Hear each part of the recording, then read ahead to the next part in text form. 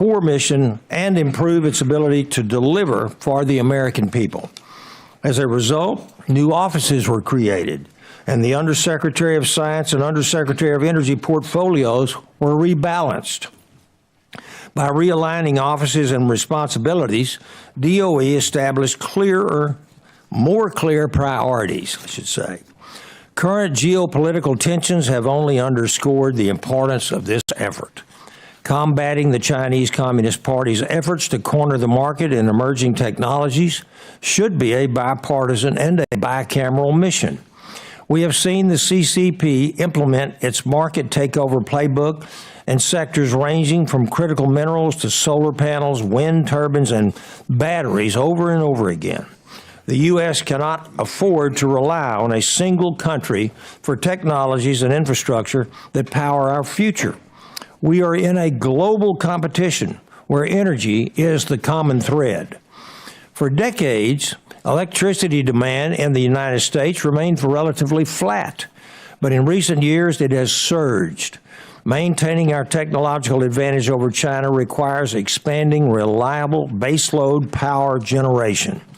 In an effort to surpass us and dominate emerging technologies, the CCP races to add as much power as possible to its grid, including approximately 78 gigawatts of brand new coal-fired power generation just last year alone. The ongoing conflict in the Middle East has further strained global energy markets. Before the conflict, approximately 1/5 of the world's oil and liquefied natural gas, or LNG, supply flowed through the Strait of Hormuz. More than 13 million barrels of oil per day are now at risk due to the Iranian regime's harassment of shipping. Relying on foreign energy sources exposes our nation to macroeconomic volatility, national security risks, and supply chain bottlenecks. I want to applaud Secretary Wright and the Trump administration for championing domestic energy production to strengthen our energy security, support economic growth, and ensure that the United States has the power needed to compete and to win in the technologies of tomorrow. Many factors contribute to rising electricity demands. And while artificial intelligence, AI, and data centers receive much of the attention, the electrification of everyday American life and the return of manufacturing and industrial activity, manufacturing change, to the United States are also increasing the demand for reliable, affordable power. These challenges were compounded during the Biden administration, which pushed regulations that accelerated the retirement of reliable power plants without ensuring adequate replacement generation was available. As demand grew, these policies placed grid stability at grave risk. Simply put, America must produce more energy, not less. I look forward to hearing from the Secretary today about the steps that have been taken over the past year to modernize the department and how this budget request builds up on that progress. So again, I would like to thank the Secretary for being here today and appearing before our committee, and I will yield my time back. And now I'd like to recognize the ranking member of the full committee, Ms. Lofgren.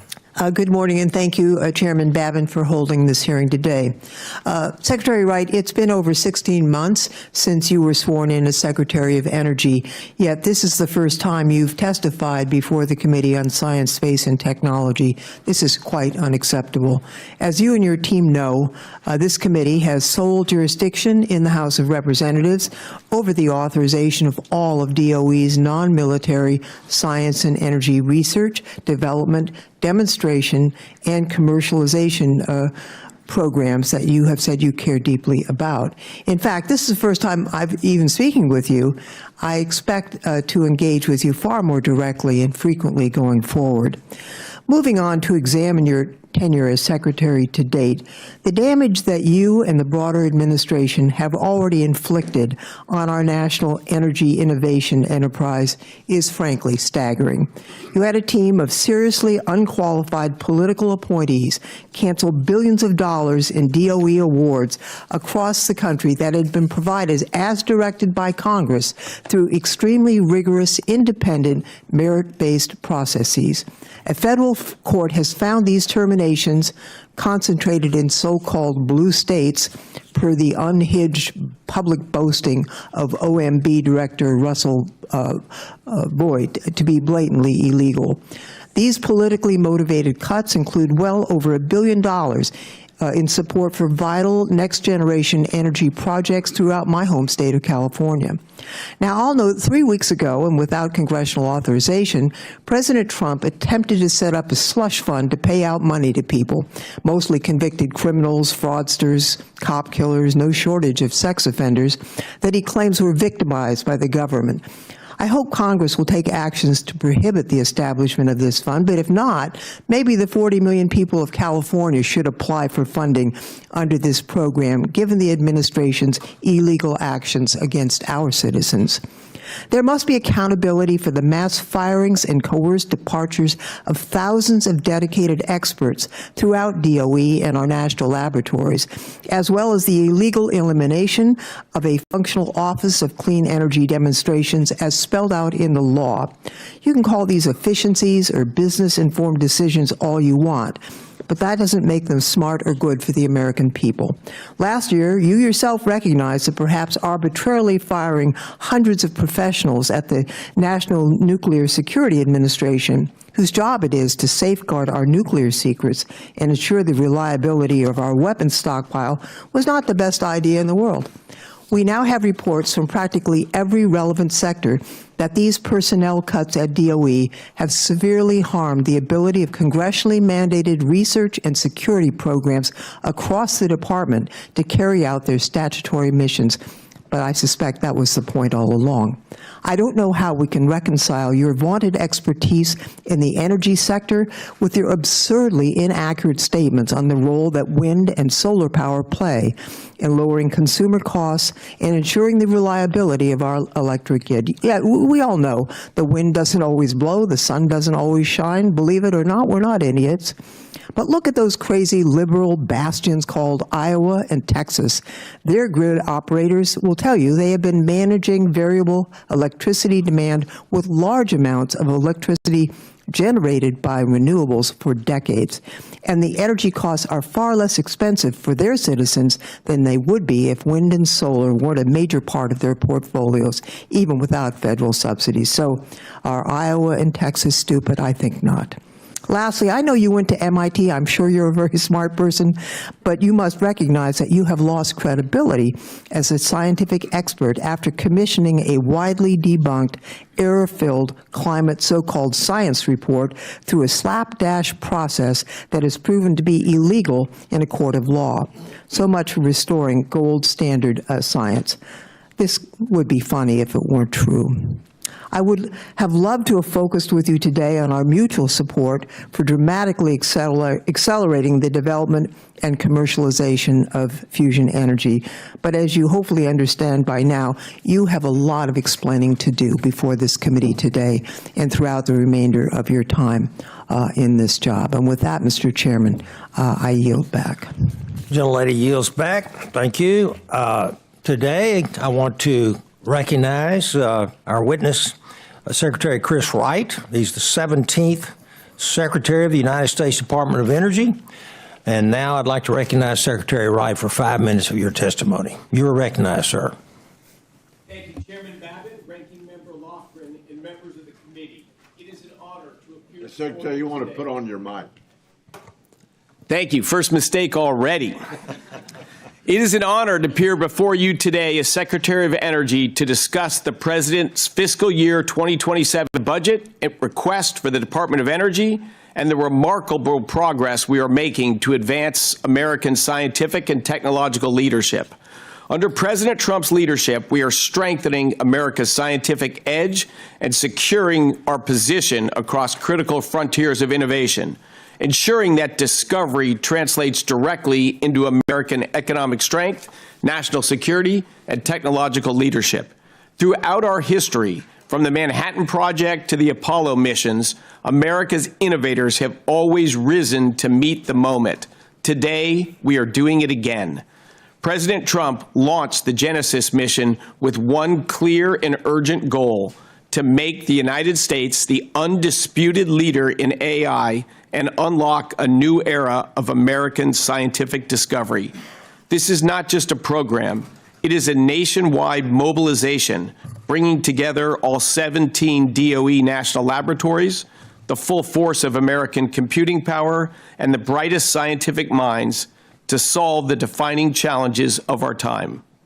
Thanks to funding from the One Big Beautiful Bill, we initiated the American Science Cloud Platform and ModCon projects and foundational investments in data curation and model development. We have launched 26 national science and technology challenges spanning energy, advanced materials, biotechnology, quantum science, and other critical domains, each one identified to deliver measurable, real-world impact for the American people. Take nuclear energy. The competitive drive of American industry is flowing directly into our pilot program. President Trump set an ambitious goal: 3 reactors critical by our nation's 250th birthday. Today, I'm proud to say the first new non-light water reactor in over 4 decades reached criticality on June 4th. This is a historic moment, and it is what happens when American innovators are empowered to lead. By marrying science, technology, and private enterprise, we are not just marking a milestone, we are launching the American nuclear renaissance. The momentum doesn't stop there. The response to Genesis mission was historic, the largest number of submissions in DOE history, twice the next largest solicitation. Over 800 institutions applied, spanning industry, national labs, and academia. American science showed up. We are doubling down on quantum. We renewed the 5 national quantum information science research centers, focused on accelerating next-generation technologies and securing American leadership in quantum computing, hardware, and applications. 2 of the 2025 Nobel Prize winners in physics are associated with these quantum centers. We are driving 2 bold initiatives. First, an incentive-based competition to build and demonstrate the first scientifically relevant quantum computer by 2028, orders of magnitude more powerful than anything that exists today. Second, a national quantum supercomputing user facility to house these technologies, partner with the industry to build the workforce ready to harness them. America will lead the quantum age. We're using science to accelerate the future of energy. Yesterday, DOE realized the finalized fusion science and technology roadmap, a national strategy to develop and commercialize fusion energy. DOE's ARPA-E office has committed $135 million to further fusion technologies over the next 18 months, the largest concentrated commitment to ARPA-E's history. Fusion's potential is transformative. We are treating it that way. We are investing boldly in technology that will shape America's future. In 2026, ARPA-E has already committed $170 million in investments across administration priority areas: next-generation lithium extraction, deep nuclear waste storage, grid modernization, quantum advances, and AI-accelerated catalyst discovery. We are seeing progress that shrinks experimentation from months to days. And with that, I will conclude my remarks to stay on time.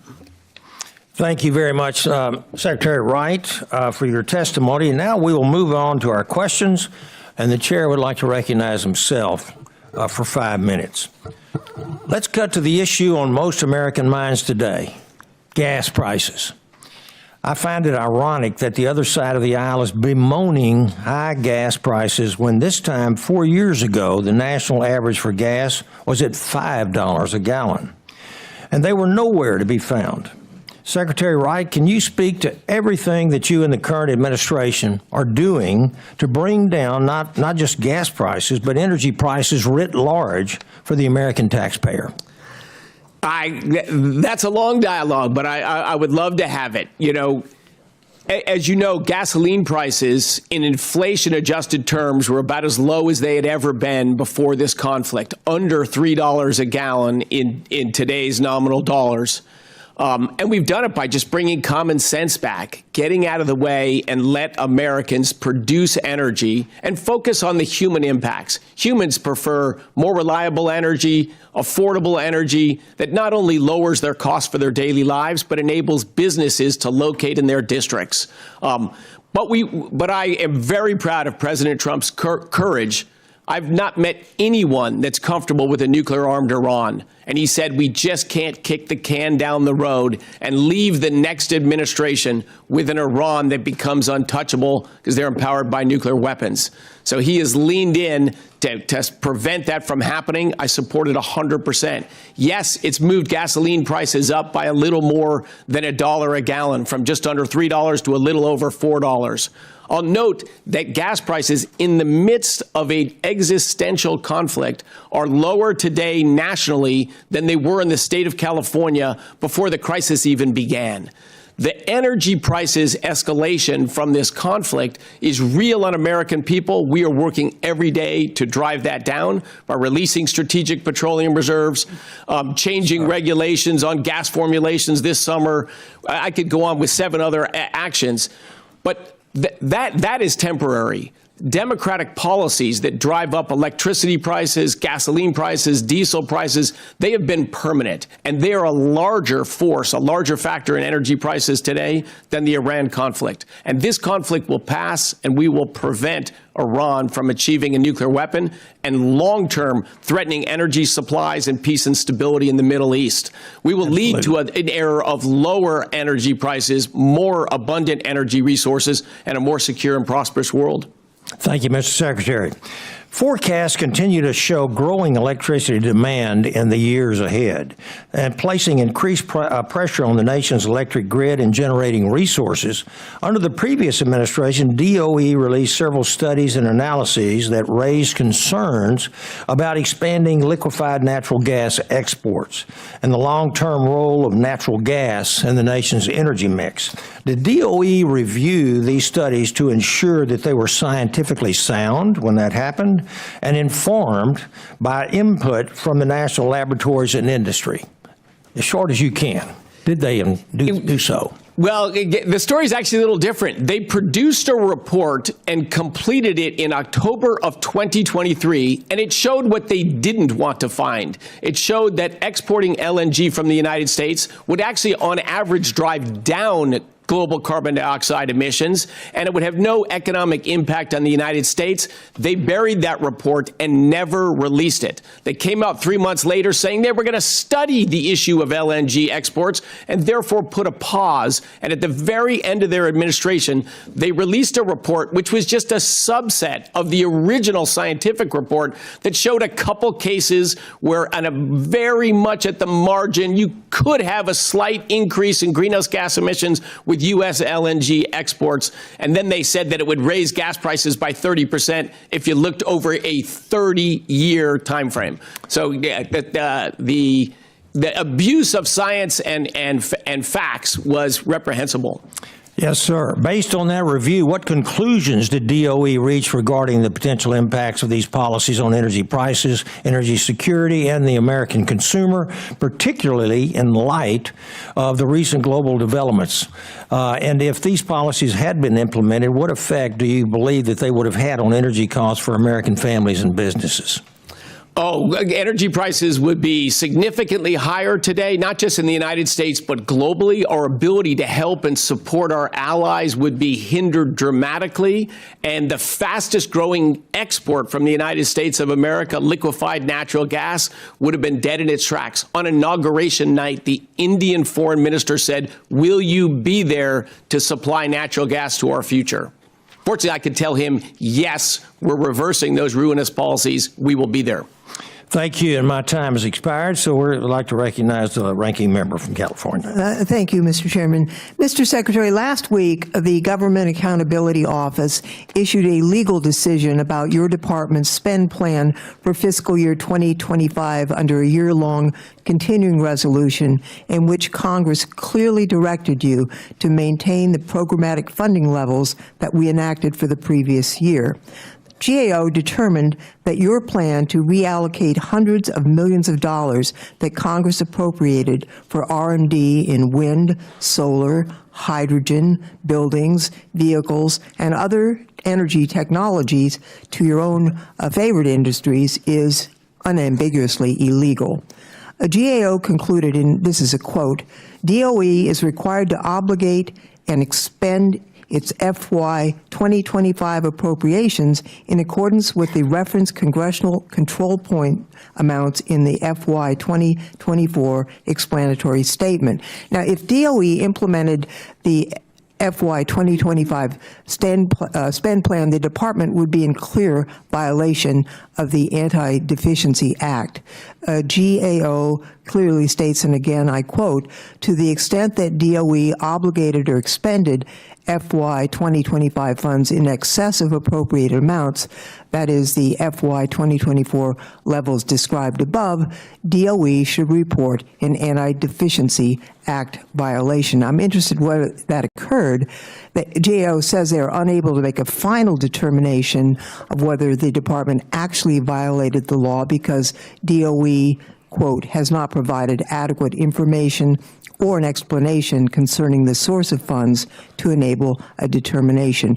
I'm wondering if you have made your staff aware that obligating funds beyond what Congress prescribed could lead them, not just you, to incur significant civil as well as criminal penalties under Title 31, Section 1350 of the U.S. Code, which includes fines and potential imprisonment. We are aware of the GAO report. It's been referred to OMB, and they are engaging on that issue, and there will be a dialogue back and forth to find out what the resolution of that issue will be. I'd just like to note in April this year, the Wall Street Journal reported that the president said, quote, I'll pardon everyone who's come within 200 feet of the Oval Office. I'm wondering whether the president has made such an offer to you or your staff in terms of the violation of the Anti-Deficiency Act. No, I've heard no such offer. And of course, we take our mission and the law and the rule of Congress quite seriously. Despite your implication that we're flippant about it and violating the law, I think that's a mischaracterization. Secretary Wright, I'm concerned about decision-making at the DOE in awards that undermine the competitive market and the department's own processes to ensure integrity. In late October, you announced that DOE would build 9 new supercomputers with 5 companies at the cost of $1 billion in taxpayers' money. There were no open competitions for these awards, no notice to Congress as required by the Anti-Deficiency Act, and no indication of where this funding would come from.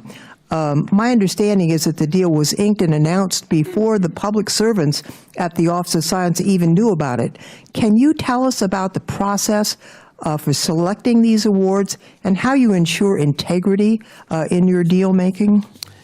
So we put out a solicitation for developers of advanced computing systems, data centers, and said if you're having trouble permitting them, we have a lot of land at the Department of Energy National Labs, and we want to increase our scientific computing capacity as rapidly and as cost effectively as we can. And we had overwhelming response. So what you're referring to are deals where developers will pay entirely the capital cost of building compute at our national labs. We will run and maintain those systems and get delivered to us a meaningful percentage of the total computing power developed. So in fact, I think it's quite a creative way to bring on computing power faster and at wildly lower price, so we can drive innovations to solve health challenges, to drive energy challenges at a much faster pace and dramatically lower cost to the American people.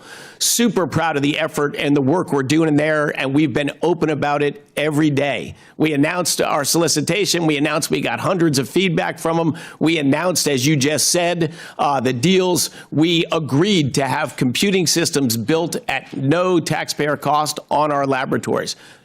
They are tremendous deals. Very proud of them. I have more questions, but I'll submit them for the record, Mr. Chairman, as my time has expired. Yes, ma'am. Now I'd like to recognize the gentleman from Texas, Mr. Weber. Thank you, Mr. Chairman, and thank you, Mr. Secretary, for coming to our district over the LNG plants just 2 or 3 weeks ago. We appreciated that. I want to go back to a lot of Americans are complaining about high gas prices, for example. But I think it would be safe to say that once the Iranian regime is done away with, then the whole world will benefit from that. We have to remember that the Iranian regime is an apocalyptic government that wants to destroy. They say they want nuclear energy, but people don't build nuclear plants down in the mountains, right? They usually build them up where they're in plain view and they can be accessed equally. So in police work, they call that a clue. The Iranians are an apocalyptic government that wants to destroy America, wants to destroy Israel, and wants to destroy any of their allies. They cannot be allowed to get nuclear weapons for that very reason, and the president is extremely on track with that. Once that happens, then when the Hormuz Straits are opened up and ships are flowing and energy is flowing again, the gas prices will come down. And I want to remind our committee here that there was 8 presidents. There was President Carter, who could have done something with the Iranians. President Carter, President Reagan, President Bush Sr., President Clinton, President Bush Jr., President Obama, and President Biden. There was 7 or 8 presidents that could have done something about this, which we wouldn't be experiencing these high energy prices today. President Trump had the guts to take the bull by the horns, we say in Texas, and to make that happen. But anyway, that's my apocalyptic discussion about the Iranians. Secretary Wright, thanks for your testimony. I want to take the opportunity to talk about the ongoing SPR. As you probably remember from our discussion, Strategic Petroleum Reserve is 60% in my district, so that we have a lot in there on the Texas Gulf Coast. What's the current status and timeline of the emergency exchange arrangements made in coordination with the IEA, International Energy Agency? How many barrels do you think we can expect to be returned, and how soon? So thank you for that question, Representative Weber. And as you just said, those barrels that are exchanged, that's the dramatic difference. The Biden administration 4 years ago sold 200 million barrels of oil from our Strategic Petroleum Reserve to drive down gasoline prices before an election. In the early parts of the Russian invasion of Ukraine, where there was not an interruption of Russian oil exports at all. We had same flow of oil around the world, but they released a bunch of oil for political purposes, and they sold those barrels. We have not, as you pointed out, we have not sold a single barrel. We've traded those barrels. We've released a barrel now because we have short-term interruptions in flows.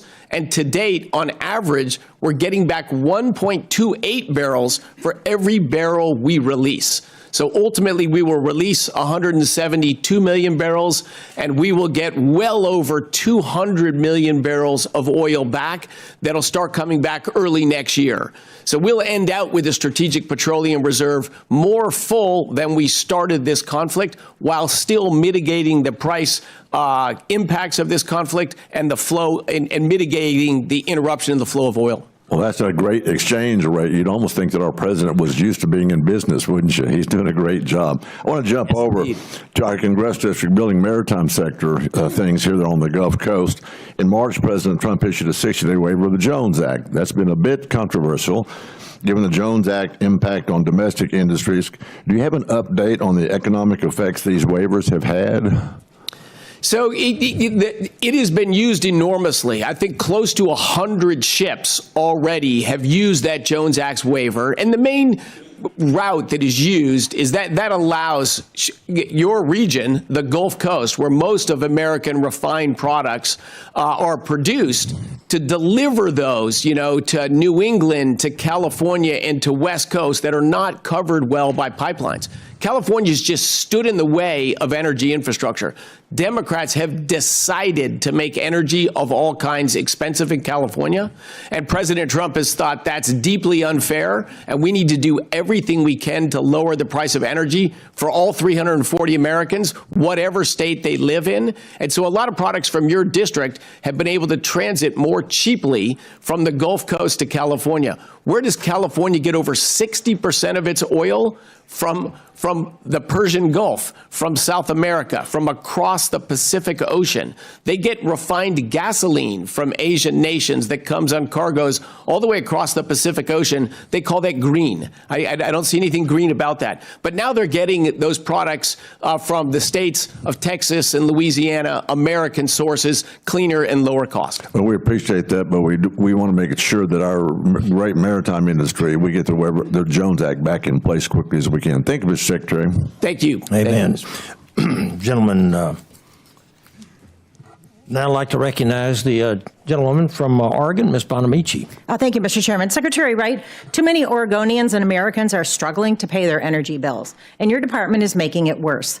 Gas in Oregon is more than $5 a gallon, diesel is nearly $6, and last fall you terminated 19 awards in Oregon on political grounds, depriving the state of nearly $405 million to modernize our strained grid, to provide rural workforce training and upgrade transmission planning. You've gutted the Pacific Northwest Hydrogen Hub, which would have brought thousands of jobs to Oregon, Washington, and Montana, and hundreds of other projects remain in limbo. You said just weeks ago that prices are going to be high and maybe even rising. Well, American people are already struggling to afford rising costs, and you should care as much about them as you do about your fossil fuel friends. You've demonized wind and solar, the same sources that, paired with Oregon's baseload hydropower, keep Oregonians' residential electricity rates about 25% below the national average, and instead support aging coal and gas plants that actually drive up costs and continue to spew carbon pollution. This budget is a gift to fossil fuel corporations at the expense of working families and their health. And Secretary Wright, Congress created OSED, the Office of Clean Energy Demonstrations, because the department had a poor track record of managing large-scale demonstration projects. The GAO found that OSED lost 85% of its staff last year, including all independent assessment staff. And I'll note that OSED previously managed the Pacific Northwest Hydrogen Hub. So how many people currently work in OSED, and what projects do they oversee? So that OSED team is now dispersed in the various technical departments that are relevant to the projects they're overseeing. They're overseeing all of the existing projects and whatever new projects come into that. So what you're saying is that there's no staff at OSED? No, I said they're overseeing all the project. There's several dozen people working for OSED and overseeing those projects. How many? Several dozen? Yes. Okay. And GAO also reported that it is unclear, this is a quote, it is unclear how DOE plans to meet its statutory requirements to manage projects. And you agreed that the department would develop a plan to do so by March. Well, this is June, and we haven't seen that plan yet. So what specific actions has the department taken to meet the statutory requirements for large-scale projects that Congress has established in law? We are managing all of those projects. The Department of Energy may have less employees now than it did 18 months ago, but the professionalism and the work output of it is dramatically increased. Please come over and visit or engage with us in a dialogue about any specific projects. But did you submit any sort of plan for how you would manage these projects? Have you given that to Congress? Have you released a plan? showing how you were going to manage these projects. I'd have to ask my staff behind me. We have been Please follow. incredibly transparent. Anyone who calls me from the House, from the Senate, from anywhere gets a return phone call and a dialogue about whatever they want to talk about. We will follow up on that. Well, I just want to note that the budget, as I read it, it looks like a blueprint to prop up fossil fuel corporations that pollute and that drive up prices. It seems like it's a retreat from American innovation and clean, cheap, renewable energy. It ignores the unaffordable costs that Americans already face to fill up at the pump, to heat their homes, and to keep the lights on. And I know you were talking a lot about LNG. Oregonians don't want LNG. They've refused to permit 2 large LNG plants for reasons that they don't want to contribute to the fossil fuel economy. We had a lot of concerns about locating those plants on the coast where there's a Cascadia subduction zone and risk of tsunami. So we've rejected LNG in Oregon. In the meantime, China's making massive investments in wind and solar. They're selling more EVs than the rest of the world. So this budget isn't about American dominance. It's about ignoring science, ceding leadership to China, and contributing rather than stopping climate change. Americans deserve better. And I yield back, Mr. Chairman. Gentlewoman yields. I'd like to recognize Mr. Webster from Florida. Thank you, Mr. Chairman. I appreciate it. Secretary Wright, the President prioritized the Office of Energy Dominance Financing, EDF, and in his budget request, and you know that office provides access to debt capital for high-impact, large-scale infrastructure projects in the United States. If the DOE had an option to use a new finance tool, the creation of a federal infrastructure finance corporation that is totally funded by private funding, not local, not state, not federal monies, to supplement existing funding tools to address infrastructure needs. Would this new approach, in your opinion, help the EDF address our infrastructure needs? So addressing infrastructure needs is central to our office. That's what EDF focuses on right now. With the relatively small credit subsidy we have compared to lending capacity, it means we lend almost entirely to investment-grade, low-risk borrowers. And we'd love to work with you to find ways to make that more effective, but we are indeed spending that money to allow companies to build large-scale, long-lasting infrastructure to deliver lower cost energy to Americans across the state. I'd love at some point in time a chance to respond to our Oregon representative who made so many false assertions that hopefully at a future date, I'll maybe with another congressman, I'll get to engage on that dialogue. Right. But I appreciate your interest on how can we use, and you're right, private capital is the key. Private capital is the key. All of the lending we're doing is paired with lots of private capital. And one of the areas we're lending into, for example, is these new nuclear reactors. Once a few are built, they will be funded entirely with private capital going forward. We're just getting that ball rolling. And again, with credit-worthy investment-grade borrowers so that we don't put the American taxpayer at risk, as the previous administration rushed out $85 billion in the 76 days after they lost the election and before inauguration. Fortunately, we could prevent most of that money from going out the door because a lot of that money never would have come back into the door. So how will permitting and regulatory reform help with the all-of-above energy strategy? It is a big issue. It is a big issue. It's just so easy to stop something from being built in the United States, and it's hard to build big things in the United States. We didn't get this beautiful, fabulous nation without bold people building big things, our highway systems, our bridges, our cities. Today, it's become just far too hard to do that. I am passionately committed to the issue of permitting reform, have been working with your colleagues on that as well. If we can ensconce in law some of the common sense that we brought with this administration so that people can build whatever it is they want to build, if they go through a reasonable permitting process in a reasonable time frame and they grant permits, they can build their projects. Awesome. Okay, the Department of Energy's national laboratories generate an enormous volumes of engineering, modeling, simulation, scientific data, all of that. What steps is DOE taking to ensure researchers can collaborate across laboratories, agencies, security domains, and contractors without requiring all the data to be centralized into one single repository, which creates cybersecurity risk? Great question. Great question. We're calling it the American Scientific Cloud. So we're connecting and putting in an accessible format all the data sets, from this particle accelerator and from this light source to gather the world's largest and most exquisite scientific data set, because that AI doesn't have it doesn't make up its things on itself. It just learns from existing data. So we are creating an ability to access all these data sets. They're not all in one location, but we're making a secure cloud that allows researchers in our national labs, in our universities, and our partners to access these just incredible data sets that will allow AI to rapidly increase the rate of scientific progress. We will have breathtaking energy and medical breakthroughs in the next year or two. I could not be more excited. Okay. Well, I got one more question, but I'll submit it through the other process. Yield back. Gentleman yields, and now I'd like to recognize Representative Ross from North Carolina. 5 minutes.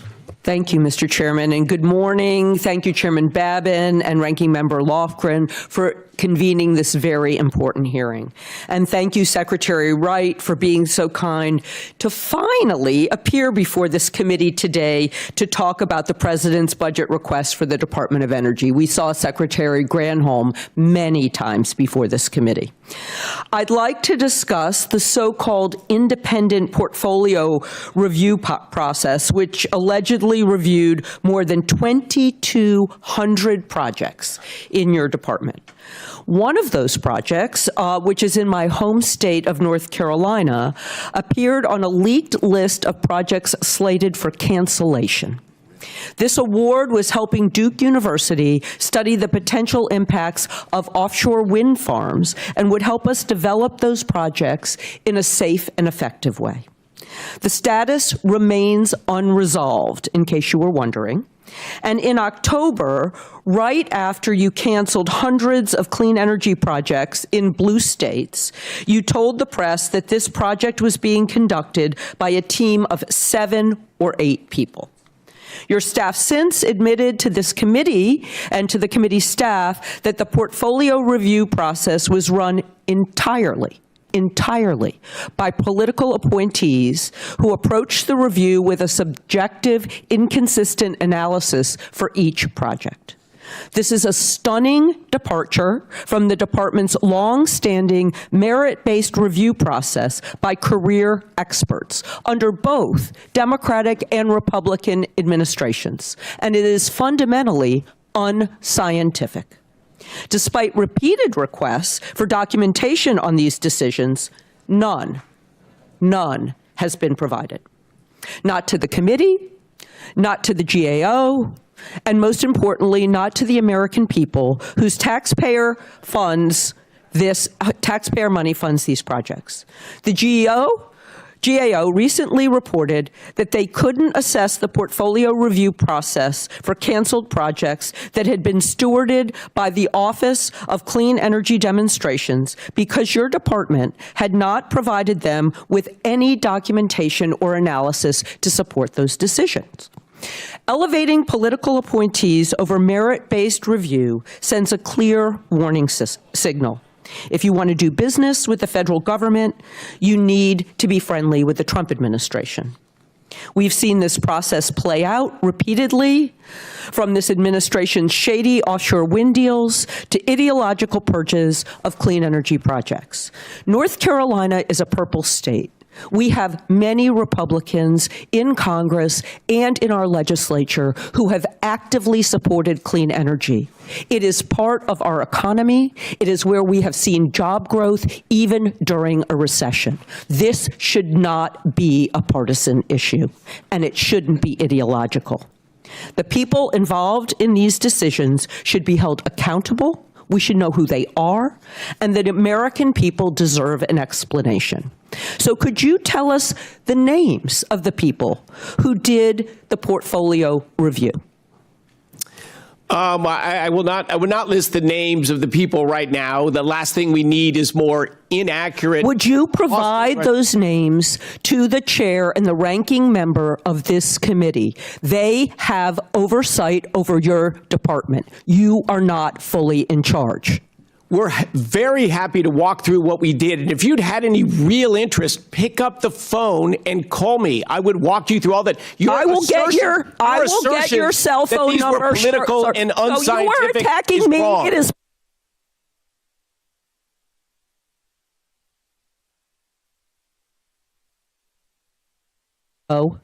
And you are just obfuscating the situation for your own political benefit. Clean energy is an entire sector that has benefited this country. It has weaned us off of fossil fuel, and it has created jobs. This administration has declared war on clean. It is my time. You only speak when I ask you a question. It has declared war on clean energy. It has cost jobs. It is risking our environment. I have not taken any objection to making sure we do things more efficiently. I want to do that. I've practiced energy law and represented almost every sector. We cannot just say one way of doing it is the right way, and I yield back. Gentlewoman's time's expired. I'd like to recognize the gentleman from California, Mr. Obernolte. Thank you, Mr. Chairman. Secretary Wright, nice to see you again. Nice to see you. Appreciated your testimony and particularly appreciated your emphasis on the Genesis mission. You and I have had several conversations about this as chairman of the House AI Task Force in the last Congress and as chairman of the House Fusion Energy Caucus in this Congress. I am particularly interested in those parts of the Genesis mission. I find it tremendously exciting that the DOE is helping to lead that effort. We last month sent a letter to you expressing our support for the Genesis mission and asking some specific questions about what the administration's priorities were. Undersecretary Gill was kind enough to respond to that letter last week on your behalf, but we have a couple of questions that remain that I wanted to get your feedback on. First of all, we, in that letter, called for a dedicated Genesis title in legislation this year that fully funds the Genesis mission. And we also opined that it would be useful to have a demonstration phase for the Fusion Milestone program. Can you tell me what the DOE stance is on those two issues?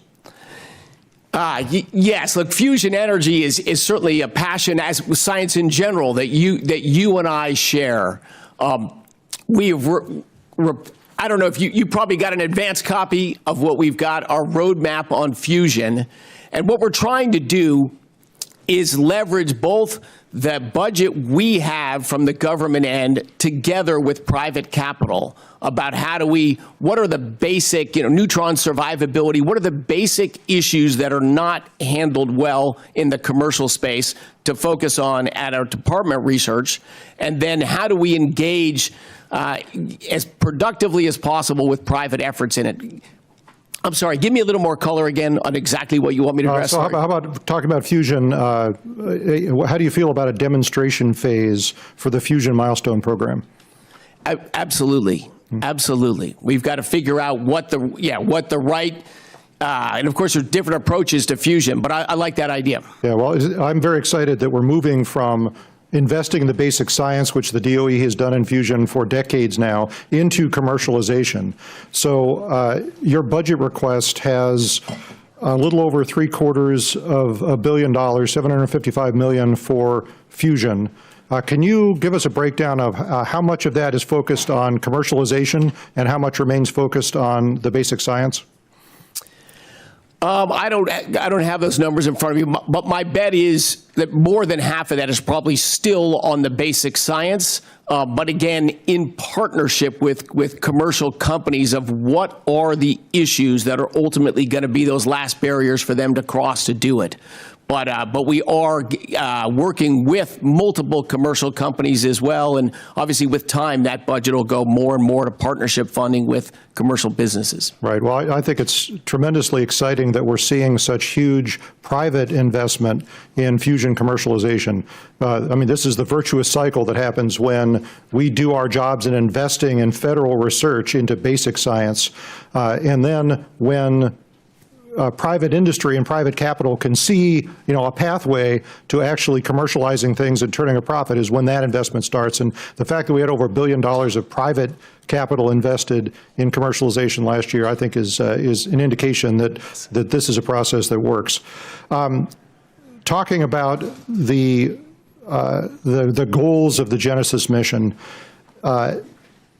one of the stated goals in the executive order was to double the productivity of American research by giving people access to these high-quality data sets and leveraging artificial intelligence. That is an audacious goal, and I welcome it. I think it's great that we're thinking in those terms. But the engineer in me can't help but think, like, how are we going to measure that? Like, how do we have a measurement, a metric for research productivity? How are we going to figure out what progress we're making towards that goal? It is a challenge, but we're going to, it's going to be specific. We're trying to develop this drug to address this issue. It used to take 3 years with this method, but we've got a methodology that, of course, will have to be much more than twice as fast because we're not going to have new tools or new advancements to every aspect of scientific productivity. But I think it's a reasonable estimate of what could be achievable. And it means the United States spends $1 trillion a year on basic research. What we're hoping is if we can get the equivalent of $2 trillion a year of research advancement with spending only $1 trillion, we can drive innovation much faster. I appreciate your testimony. I see my time's expired. Let's keep this conversation going. Thank you, Representative. Appreciate your support in these areas. I yield back. Gentleman's time's expired. I'd like to recognize Representative Salinas from Oregon.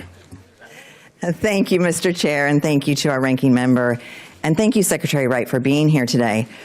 President Trump made a series of promises to bring down costs when he was running for president. And I want to review and see if he kept those promises. So let's start with gas prices. The average cost of gas on the day President Trump took office, not under Biden, but the day he took office, was around $3 a gallon.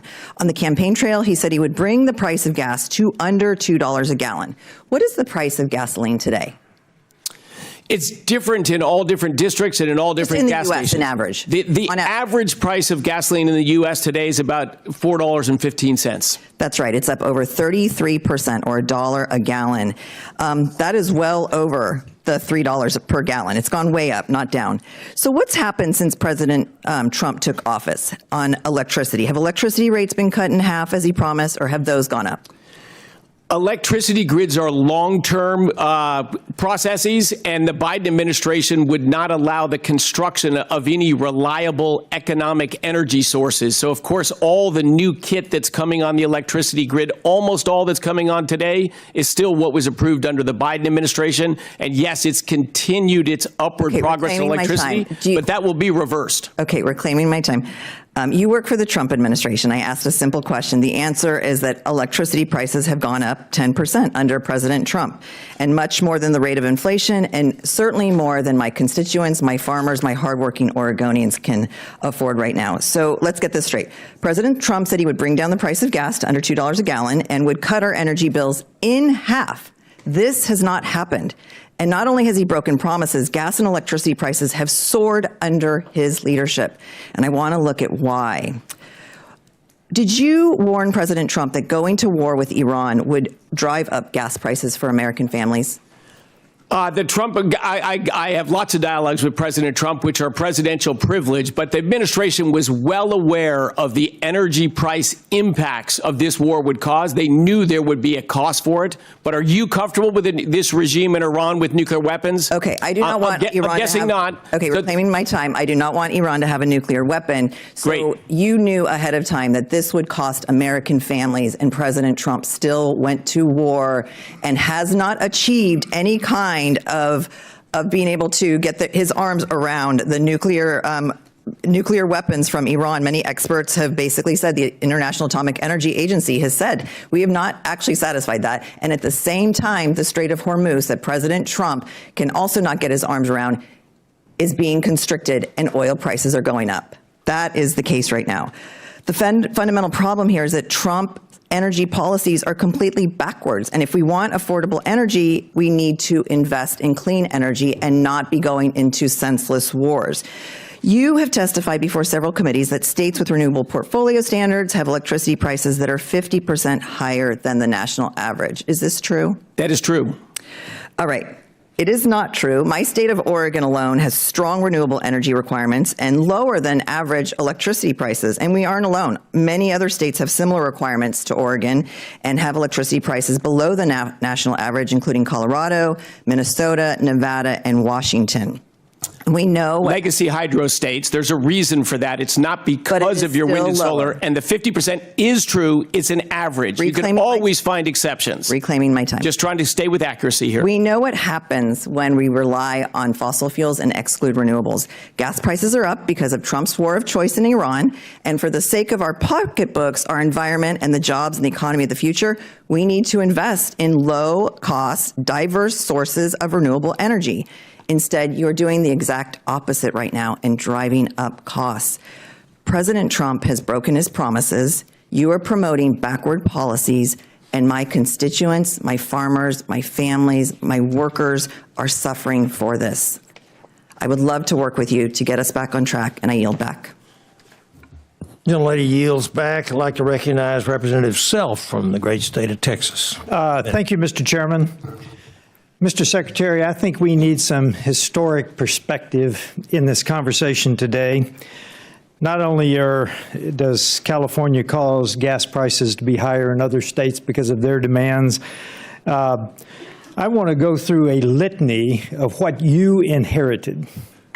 I want to specifically comment on, I am basically answering the merit-based by experts comment that you heard earlier today.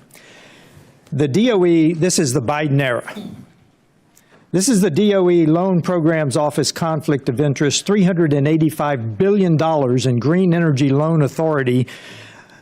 The DOE IG themselves found that they had conflicts of interest in $385 billion of loan.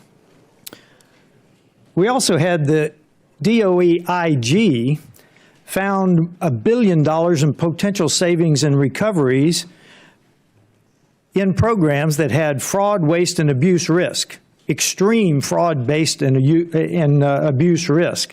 The Clean Energy Demonstrations Office had $27 billion that they appropriated, and they hadn't built the oversight necessary for it. That tells you that we're not looking at merit-based by experts execution.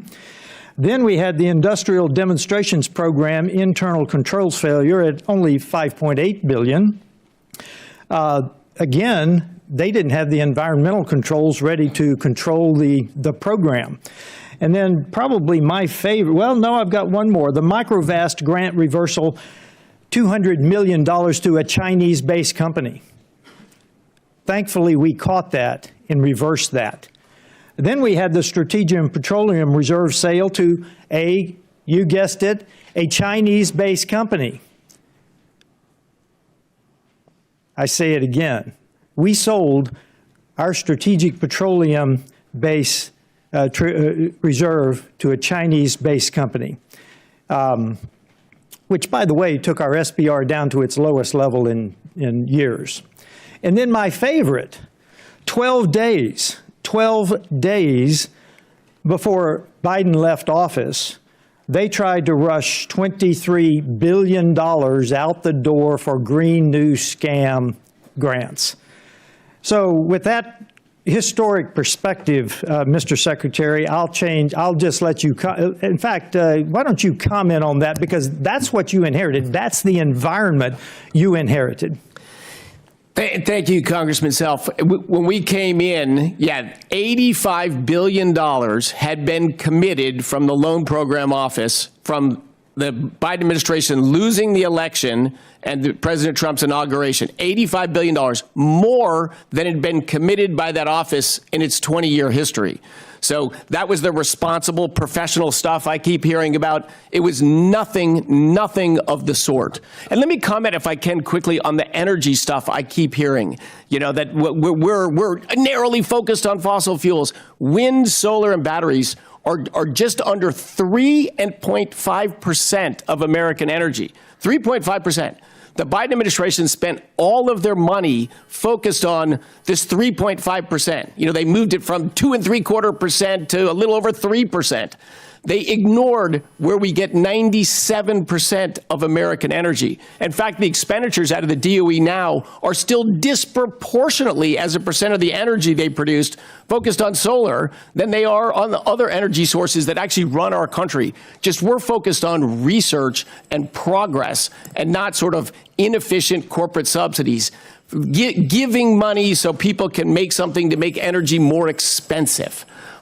So the claims of unprofessional of us narrowly focus on fossil fuels are just false. And so thank you for bringing some facts and some truth into the dialogue.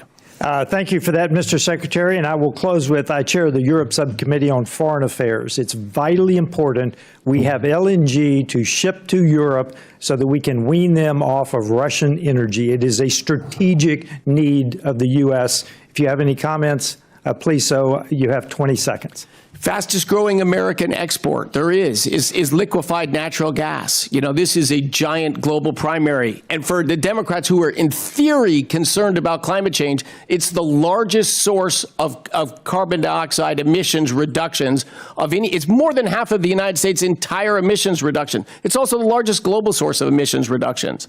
And I could have mentioned the Biden era pause on LNG exports. With that, Mr. Chairman, I yield back. Gentleman yields back. Being from the great state of Texas, it was illegal to export LNG up until President Trump. Now I'd like to recognize the gentlewoman from North Carolina, Ms. Fushi. Thank you, Mr. Chairman and Ranking Member, for holding this bipartisan committee hearing today. And thank you also, Secretary Wright, for your testimony and for appearing before us this morning. It is long overdue. I want to ask you some questions about the Climate Working Group and its July 2025 report entitled A Critical Review of Impacts of Greenhouse Gas Emissions on the U.S. Climate. When did you or your staff first notify EPA that you had formed the Climate Working Group? I raised this idea early on in the administration, sort of widely. So EPA would have known about it, and other potentially interested parties in it. To me, it's very important to have a real, serious dialogue about climate change based on facts and data. And I'm very passionate about having that. I want to have public events and do much more on this. Unfortunately, environmental groups and so many others don't want to actually have that dialogue. So we've had crazy lawsuits, legal entanglements to a very professional report that if you haven't read it, I highly recommend reading it, and I'd love to sit and talk with you about it afterwards. Thank you for that. And how did you balance EPA's desire to obtain the Climate Working Group report as quickly as possible with your own priorities as Secretary of Energy, and how did you ensure that both EPA and DOE understood that balance? Well, I mean, my thing is, for a scientific paper, I reached out to authors. We told them nothing about what to write. I exercised no editorial control whatsoever about it. But the goal was to get a dialogue going as quickly as possible. So in the publication process, you write a draft, you put your thoughts and organize your ideas down, and you release a draft, and then you open it up for comment, and then you have an iterative process before you issue a final report. A very open, very transparent dialogue around the facts around climate change. And actually, I would say it's been quite successful in that. Enormous amount of comments on that report, enormous amount of dialogue. But not in as public of a frame as I'd like. In April 2025, did you personally discuss the deadline for the Climate Working Group's report with EPA Administrator Zeldin? And if so, did Administrator Zeldin tell you why he wanted the report to be transmitted to EPA? I don't remember. It's certainly possible. My goal when I called the authors was how quick can we do it? You know, of course, I wanted it as quick as possible. They wanted to make sure they had enough time. We struck a balance of what could get a credible, serious, relatively comprehensive report out there. Let me ask you this. Were you aware that your staff was providing updates to EPA staff about the progress of the climate working group? And did you designate a staff lead for coordinating it with EPA? I don't know if coordinating with EPA, but we had a lead who was coordinating with the authors of the report and probably with any other interested parties. So yeah, would we have been open and communicating about that? I suspect we would have been, sure. Let me just say, I want to tell you directly that the Trump administration's approach to policymaking has been a disaster for the people in my district, North Carolina's 4th. It was bad enough when Secretary Lutnick and the Commerce Department arbitrarily terminated a $285 million contract for the Smart USA Institute in Durham, even though Smart USA had met all of its performance targets, so that the money could be redirected to some kind of CHIPS slush fund. And I will say to you that my folks say to me that you don't pick up the phone when awards have been canceled. But it doesn't stop there. You have also failed miserably, Mr. Secretary, to protect my constituents from rising energy costs due to data centers. And because of this president's illegal war with Iran, gas is now, as we've heard continuously in this hearing, over $4 a gallon in my district. The White House announced its so-called ratepayer protection pledge with a whole lot of fanfare back in March. It sounded good, but guess what? Duke Energy is proposing to raise utility bills in North Carolina up to 18% over the next 2 years, and a lot of that is because of new data centers. 3 of the 4 counties in my district have passed data center moratoriums. But this is not just a local problem. It's a national problem. And you've dropped the ball when it comes to data centers. Why should the people of North Carolina's 4th District believe that this administration has a plan to protect them from data center energy costs when your first plan has failed so miserably? And with that, Mr. Chair, I yield back. Gentlewoman's time's expired. I'd like to recognize the gentleman, Dr. McCormick from Georgia. Thank you, Mr. Chair. I appreciate you and appreciate you, Mr. Secretary, for being here today on this very important topic. It's interesting. I was just listening to my colleague talk about global climate change, and I've heard about this with data centers too, and the price of energy and all this. And what's funny, she echoes China's talking points directly. This is the thing that we know for a fact, that China is investing amazing amounts of money into America to make sure that our youth and our politicians believe that we should not be producing data centers. We should not be doing anything other than renewable energy, that we should be falling behind China in this race to basically lead the world into the next generation of intelligence and energy. Cheap, affordable energy has been the mainstay of an economy in America. What you're doing to build our nuclear facilities, what you're doing to streamline energy production, to make it affordable for Americans, the war aside, is going to be the future of America. What's funny, she's like, oh gosh, $285 million for a program that basically buys into what China has said is global climate change, while they produce the coal, while they pollute the earth, while they say you need to be part of the Paris Accord so you can basically be hamstrung and pay for us doing the wrong thing. It's so ironic. My constituent on the, my colleague on the other side of the aisle is basically buying into the China propaganda. And that's what drives me crazy right now. Would you agree that everything we can do to produce energy, and by the way, we already know that data centers are going to be offset by those people who produce that energy, that consume that energy and that water. We know it's going to offset it. Would you agree that we basically could produce energy cheaply, effectively, without polluting the earth, and do it as leaders in the economy of the entire world as Americans? Absolutely. 100%. Pretty simple. I think we have so many different things outside the box thinking. We're not going to power our data centers with solar panels. If we don't produce data centers, we will fall behind in every major category of information systems. It will hamstring our economy, hamstring Americans. We won't be able to solve all the problems, including cancer and all kinds of other things that will afflict Americans into the future. This is a generational time of choosing. One of the things that I came up with when I was in the armed services, I was a Navy guy on Navy vessels. I was also a Marine on nuclear-powered vessels. When we retired those ships, one of the things I was like, we have a nuclear modular reactor, which we've never had an accident with, which is going to be retired. You have to strip it out of the ship and then scuttle the ship or put it in mothballs.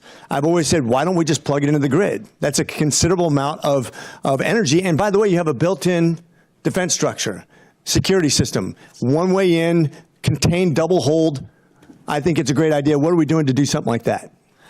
Now, it is a great idea, and the performance of those reactors that power our submarines and aircraft carriers, I agree with you, is phenomenal. Hyman Rickover, the leader of the development of that effort, true, outstanding innovator, great American.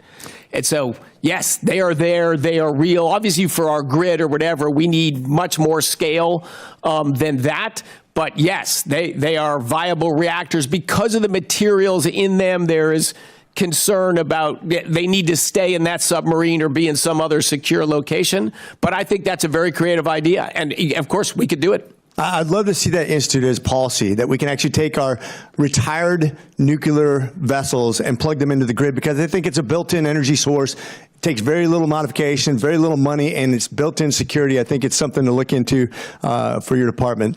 Another thing, we obviously know that China's trying to corner the market on alloys, on whether it be lithium, cobalt, other rare earth minerals, but we have alternative sources, and we have resources right here in America that we've been hamstrung to get to, which could put us at a tremendous disadvantage. I was down at Georgia Tech recently looking at their development of battery elements that they use, and they have other alternative.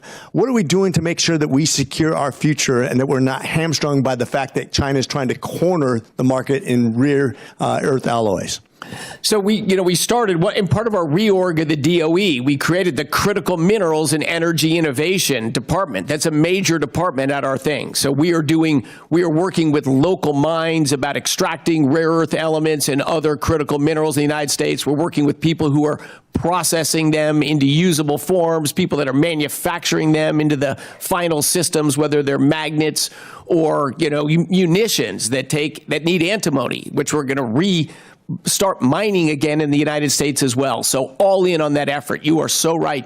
China strategically took over a number of industries that are not giant in size, but they're critical to all the things we make. And they ran other people out of business for a strategic reason to control that and have us dependent on them. And this Trump administration is all in to break that dependence. A lot of these are technologies that were developed here, and then they just took them over there and ruined the economics of them. But we are reversing that. Thank you for your passion on that. Yeah, I'm glad we're getting back to science and not just the religion of global climate change, which actually is absolutely been debunked, even by scientists who are Democrats. I'm excited about the future. As long as you're at the helm, keep doing great things. Thanks. Gentleman's time's expired. I'd like to recognize Representative Amo from Rhode Island.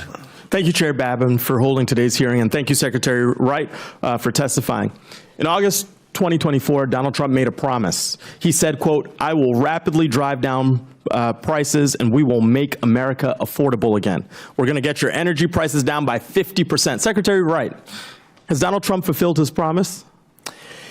He sets ambitious targets, and he is all in on driving in that direction. And the number of structural changes he's made in how we view energy and what we're doing will absolutely, over time, deliver that goal. Okay, so the answer is no. Not yet. And you know, well, you can waffle all you want, but the American people know the truth. They can feel it in their wallet every time they fill up at the gas pump, every time their energy bills come in the mail. Look, Rhode Islanders, the people I work for, have spent an additional $288 on heating oil and an extra $350 at the gas pump since Trump launched his war of choice with Iran. And I know this might sound strange to someone who has made tens of millions of dollars in oil and gas, but my constituents cannot afford $638 of a Trump surcharge to heat their homes and to drive their cars. So Secretary Wright, when Trump made his hollow promise to make America affordable again, was he referring to a specific group of Americans or all Americans? All Americans. Well, that's good to hear. That's something that we should agree on and should be a matter of practice because no matter how people voted, your job is to lower costs for everyone. Unfortunately, your actions tell a different story, as is the case with Trump and folks like you who answer to him. In October, you canceled more than 300 projects in so-called blue states, including $14 million for 3 grants in Rhode Island. You claimed these decisions were not politically motivated. You said the cancellations were part of an ongoing process and that more cancellations would be announced later in the fall. But the announcement never came. And by your own admission, the review process is done. So now we're left with troubling statistics. Of the 2,200 projects you say you reviewed, 95% of projects in Republican-leaning states were retained, while 95% of the projects in Democratic-leaning states that you terminated in October remain canceled.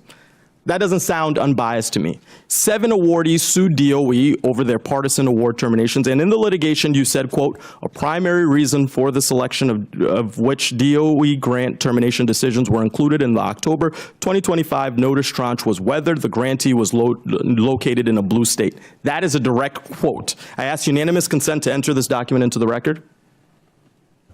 So ordered. The court rightfully found that you violated the Constitution. The only meaningful difference between the 7 projects that won in court and the hundreds of others you terminated is that those plaintiffs sued. So Secretary Wright, my question is simple. When will you restore the funding for all the projects that were wrongfully terminated? So, number one, you even read the document or misinterpreted the document. We did not involve politics in the decision-making of our review process. Hands down. Explain 95%, Secretary. Did not. You also were creative. You talked about 2 different 95%. We did not involve politics in the decisions. What about the outcomes, Mr. Secretary? The court ruling you read was a choice of announcements of some of the awards. The choice of the announcements, not made by our department. No decisions were made on politics. I keep hearing that charge. It's bullshit. We're going to say it a million times. Mr. Secretary, it's not true. I've got a point of parliamentary procedure. Are we permitting language like that from witnesses?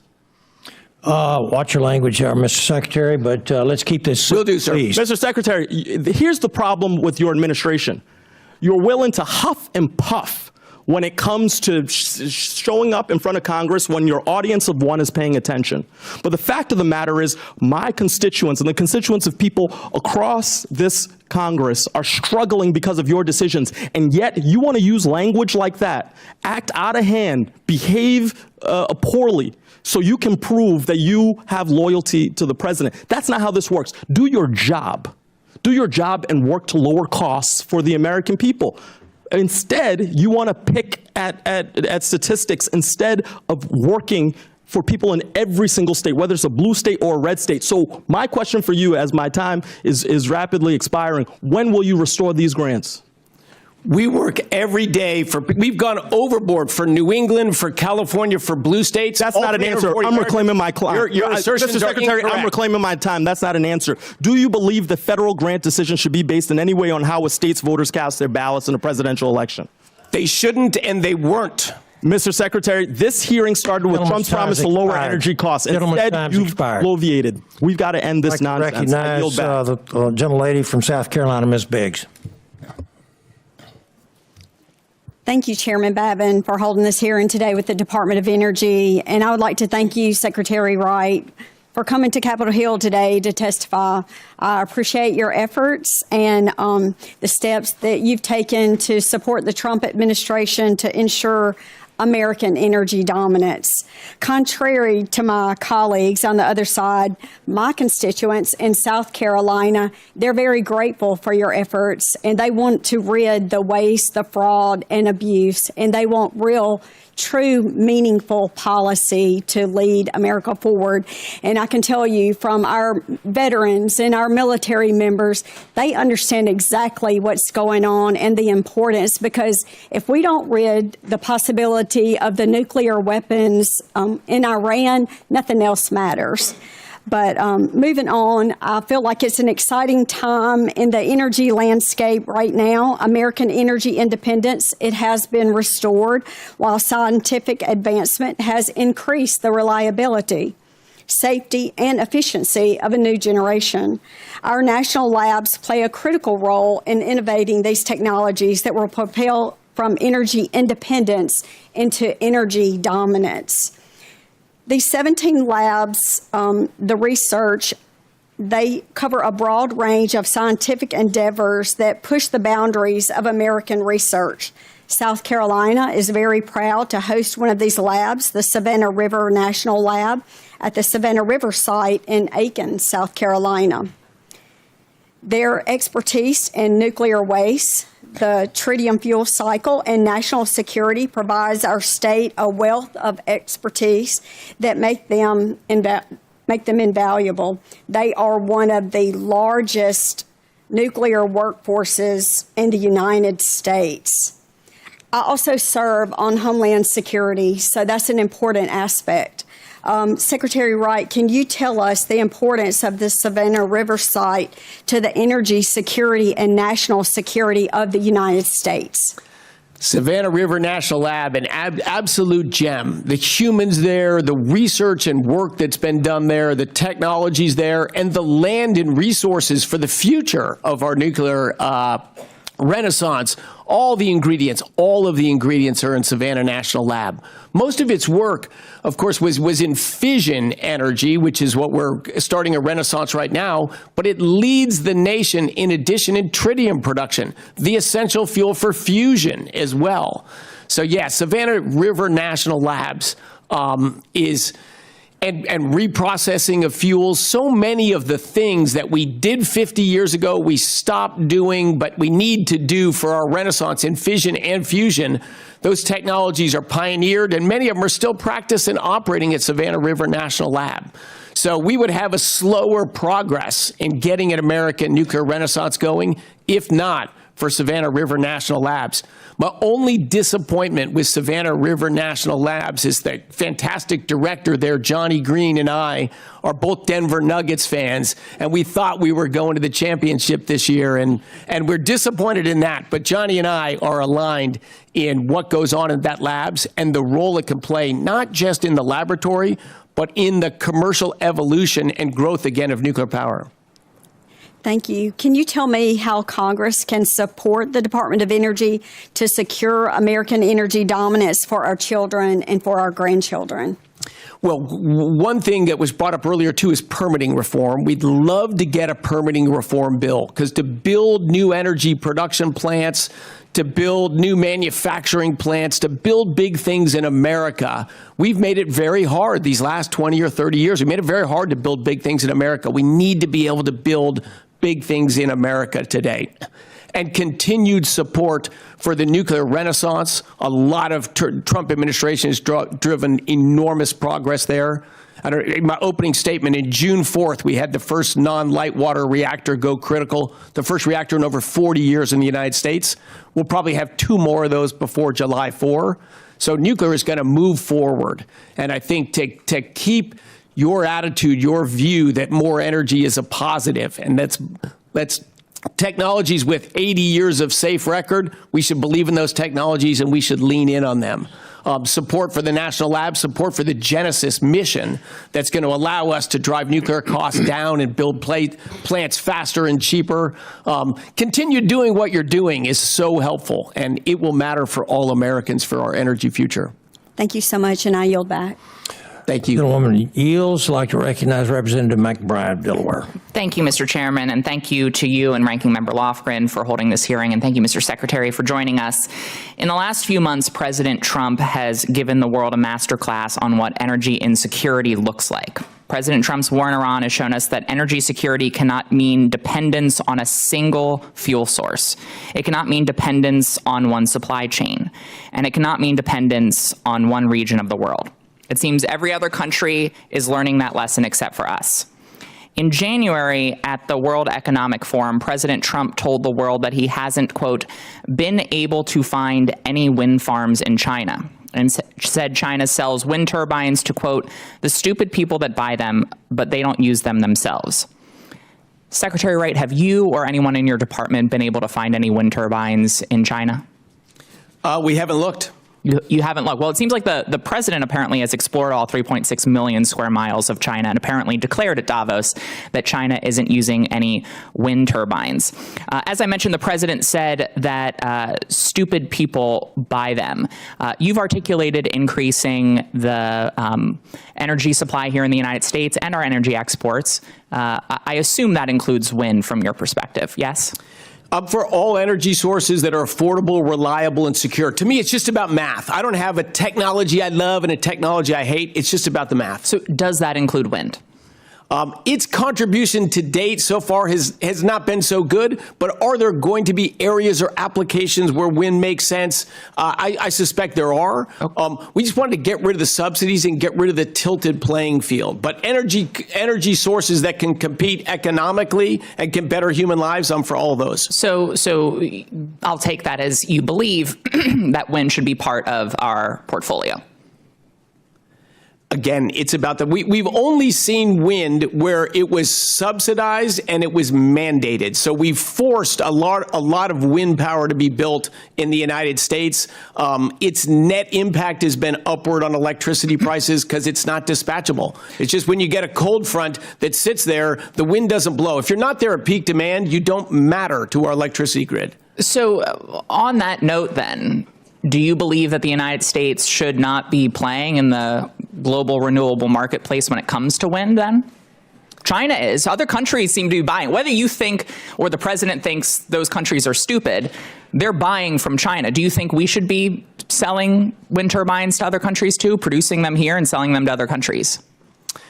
I'm for growing American industry and businesses, but you're talking a lot about wind. Let's just give the numbers real quick. Wind is 1.5% of global energy. And if you look at the nations that have been big in wind, they lead the world in the most expensive electricity prices, which is all the nations of Northwest Europe. They're the wind powerhouses. They have the most expensive electricity on the planet. Well, the president himself complained about other countries buying wind from China. He called them stupid, but he admitted they are buying wind from China. So do you think we should cede this marketplace to China? I don't believe we should cede any marketplaces to China. Okay, well, unfortunately, your actions, the actions of this administration, are undermining our capacity to compete with China in this marketplace. You've not only cut hundreds of clean energy projects, you've also eliminated the very incentives that help to spur this industry here in the United States that would allow us to compete with China. So why are you letting China win in this global economic battle? She said remove the incentives. So 34 years of subsidy for wind weren't enough to get an infant industry off its feet and going. The 34 years, to me, if you can't compete without subsidies after 34 years, your industry doesn't work. Let's be clear. You're not opposed to subsidies for energy producers. You're just opposed to subsidies for renewable energy producers because the fossil fuel industry gets a ton of money from our government. It does not. Please tell me what those subsidies are. I'm not aware of them. They are getting a ton of investments. They're getting a ton of tax incentives. They're getting a ton of breaks. They are getting a windfall. The executives are getting a windfall while the American people pay the price right now with the increase in gas prices. There are a ton of policies. There is a ton of funding. There is a ton of tax incentives that are going to fossil fuel companies. And so you are fine. It's actually not true. You are fine. That is Tell me what they are. True. Tell me what they are. There are absolutely. What are they? You are the one answering questions here. You know for a fact that there are tax incentives that are going to fossil fuel companies. You know for a fact that that industry has been subsidized in the past and today by this government and by the actions of our government. You just don't want the renewable energy industry to get the same opportunities as the fossil fuel industry. You're playing winners and losers, and You're picking winners and losers. Time's expired. Thank you. Time's expired. Statement's false. I'm happy to. I'd like We to should discuss it further together. We could discuss that one-on-one. I'd like to recognize Dr. Kennedy from Utah. Chair Babin, thank you for the time. Secretary Wright, thank you for being here. We appreciate your willingness to sit for long periods of time and take these questions from us. Utah is an all of the above energy state. We are very invested in oil, gas, coal, renewables, powering this fast-growing state of mind and strengthening America's energy security, which I know you and President Trump are focused on. We're also heavily invested in bringing nuclear power onto the grid and supporting critical minerals, mining, and processing. Continued investments in responsible energy development, innovation, and grid reliability will ensure Utah remains a key contributor to meeting our nation's energy needs while fostering the economic growth that we both want. China currently dominates the global critical mineral supply chain, accounting for approximately 60% of global rare earth mining production and 92% of refining and processing capacity, which disturbs me and you. This administration has made clear that expanding domestic critical mineral production is a national priority in order to reduce our dependence on strategic competitors and strengthen America's economic and national security. What steps is the department taking to accelerate domestic mining, processing, and permitting efforts, and what is currently being done to make use of such critical deposits of crucial minerals such as the Silicon Ridge mine in Utah? Yes. To give one data point at the start, the average time from a mineral discovery to a mine open in the United States right now is 29 years. Total nonsense. Just no wonder we ceded all critical minerals production and processing to China. America is a mining powerhouse, or we used to be. We have tremendous resources, including incredible copper mine and other resources in your own state. You cannot have a modern world without these minerals and materials. So by squelching that in the United States and just pushing that abroad, we thought that was fine, but it wasn't fine. And China has used that leverage, as you know as well as I do recently, over us. They can cut off the supply of things we need for our systems. So we created at the Department of Energy the Critical Minerals and Energy Innovation Office. It's one of our bigger offices.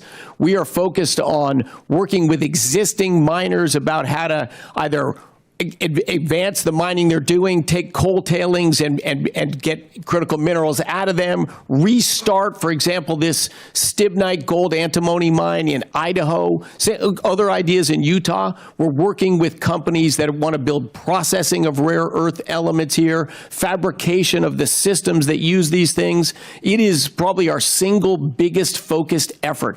Launching a nuclear renaissance and critical minerals. Those are the two biggest commercial efforts at the Department of Energy. I and my state join you in that, and I'm excited about White Mesa Energy Fuels and their capacity to refine. They're the only operating refinery in the country at this point. So I also want to thank you for your vision on nuclear life cycle innovation in the campus to support the research, development, and demonstration activities that are related to the nuclear life cycle. Utah has applied to host this campus in Tooele County, and I believe Utah is ideally suited for this given the research institutions that are nearby, as well as the skilled workforce and our willingness on a state and federal level to invest in that.